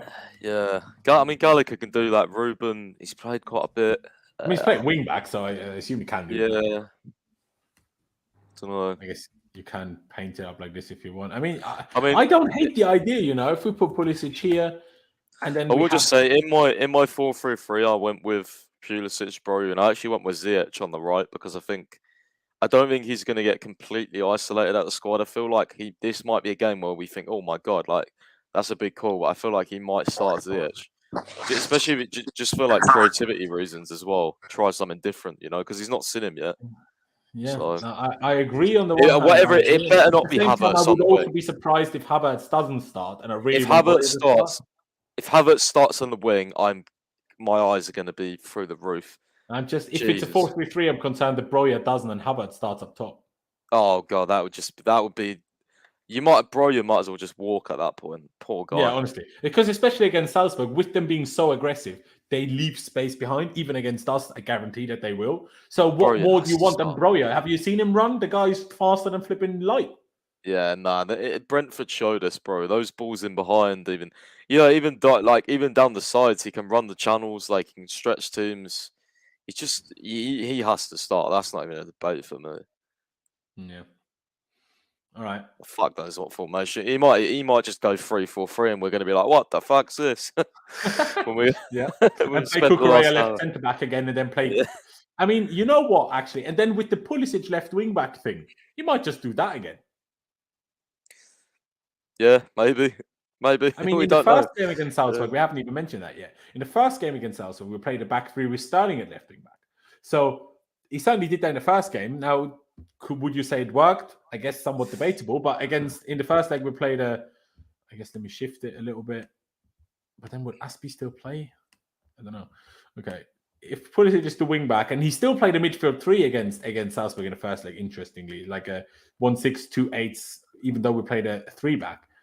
I guess it could be the identical players in this formation. Could be. You just don't know. No, you just don't know. You know what? Just for interest's sake, I'm gonna, because we have to put something on screen, and we're kind of in a 2v2 here, a bit like with the goalie. I will put the diamond on screen just because I find it fun. I will be honest. I just find the diamond, the idea, quite fun. Let's see if that works. You know, like a bit like when Kante turned up with the 3-4-3. Who plays a diamond? No one does that. So maybe we can, like with Kante, we made the 3-4-3 like the trend, and everyone plays that now. And we made that successful. Maybe we should just do that with the diamond. It's not about that. Do you know what I mean? So I will put that on screen, but at the end of the day, we just don't know. Ladies and gentlemen, I do apologize that we weren't exactly that like decisive on anything, but I guess it's 4 different people and 4 different opinions, and then it's not going to be set in stone. Could Mount still be in there? Absolutely. Could Mount play instead of Ruben? Yeah. Could it be Ruben and Mount? Absolutely. Who the flip knows at this point? I have no idea. But we've been nearly going for 2 hours, so it's about time we wrap this up, I reckon. So, boys, score predictions. Aaron, I told you already, if you get another prediction right, we're getting the poo emoji ready for you. So. No, I told you. That's reserved for Sterling and Havertz. That ain't nothing to do with me. Okay. Now, see, but Sterling got 3 poo emojis. Maybe we just get 1. Do you know what I mean? No, not true. I got 2 right in a row. I ain't getting no poo emoji anytime soon. Yeah, calm down. Okay, true. Okay. But what is your prediction?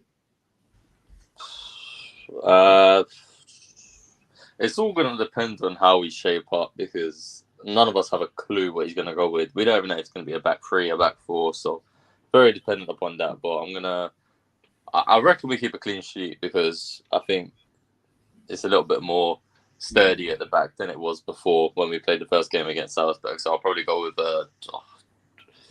I'm debating 2 or 3, but I'll say 2. I'll be a little bit more conservative this time.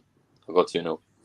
Okay, fair play. What I've just realized, then now the poll was very clear towards Kepa. So just to clarify on screen, we will go with Kepa, so at least we have some sort of, decisive decisions here. Decisive decisions. My God, I can't speak anymore. But hey, here we are. You said 2-0. I'll bloody take it, mate. I'll absolutely bloody take it. Pice, what score prediction would you go for? I don't know whether to be negative or not. Or say my true mind what I actually think. I don't know. Don't know whether to be positive. Okay. Go for what you think. Go for what you think.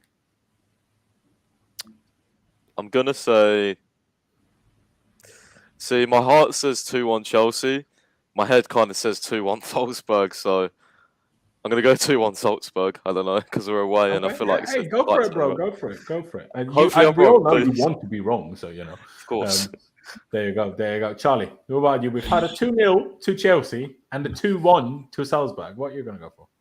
I'll go 2-1 Chelsea. I think we'll get the win. So I'll go 2-1 Chelsea.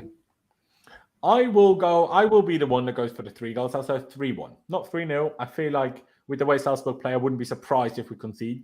But I feel like because they're at home, I have a hope a little bit that they're going to overcome it and be a bit overexcited, and then we're just going to exploit spaces. But that is only possible if you play the correct players. If we play Sterling, we will, because then he'll just wait 2 hours to shoot again, and obviously the chance will be ruined. But yeah, if we do it right, I feel like a 3-1 could be on the cards. If Mendy's in goal, 3-3. I am joking. But yeah, I think it's about time we round this out. One little thing I want to say before that, though. Shout out to Charlie's kit that he's wearing. I love that kit. It's absolutely mate, 94-95 away shirt.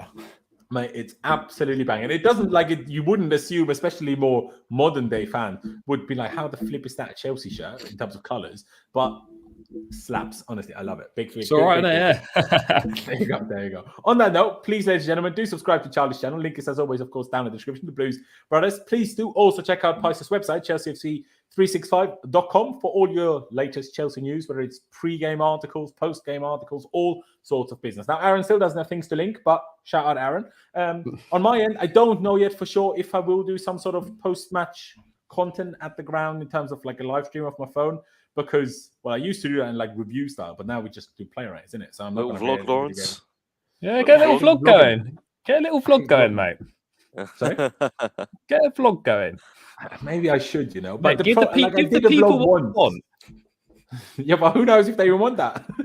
Well, I like watching them. I like listening to all that. If you get the chance on the fucking like videos, mate, if you get the Kovacic chant, Pice will watch it.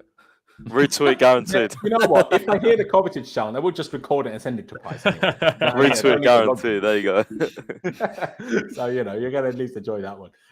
But yeah, we'll see what the situation is tomorrow. After the game, who knows? Again, ladies and gentlemen, please remember early kickoff. Don't miss the game. But yeah, ladies and gentlemen, it's about time to round this one out. I haven't told you today. My apologies. Really just bad on my end. But hey, subscribe if you haven't already. We're on the road to 20,000 subscribers. Not a lot of people left yet now that we're about to finish. But hey, if any of you are here that are not subscribed yet, please do subscribe. Smash the like button, hit the notification bell button. But yeah, thank you guys for watching. Up to Chelsea. Upwards and onwards. And we'll see you next time.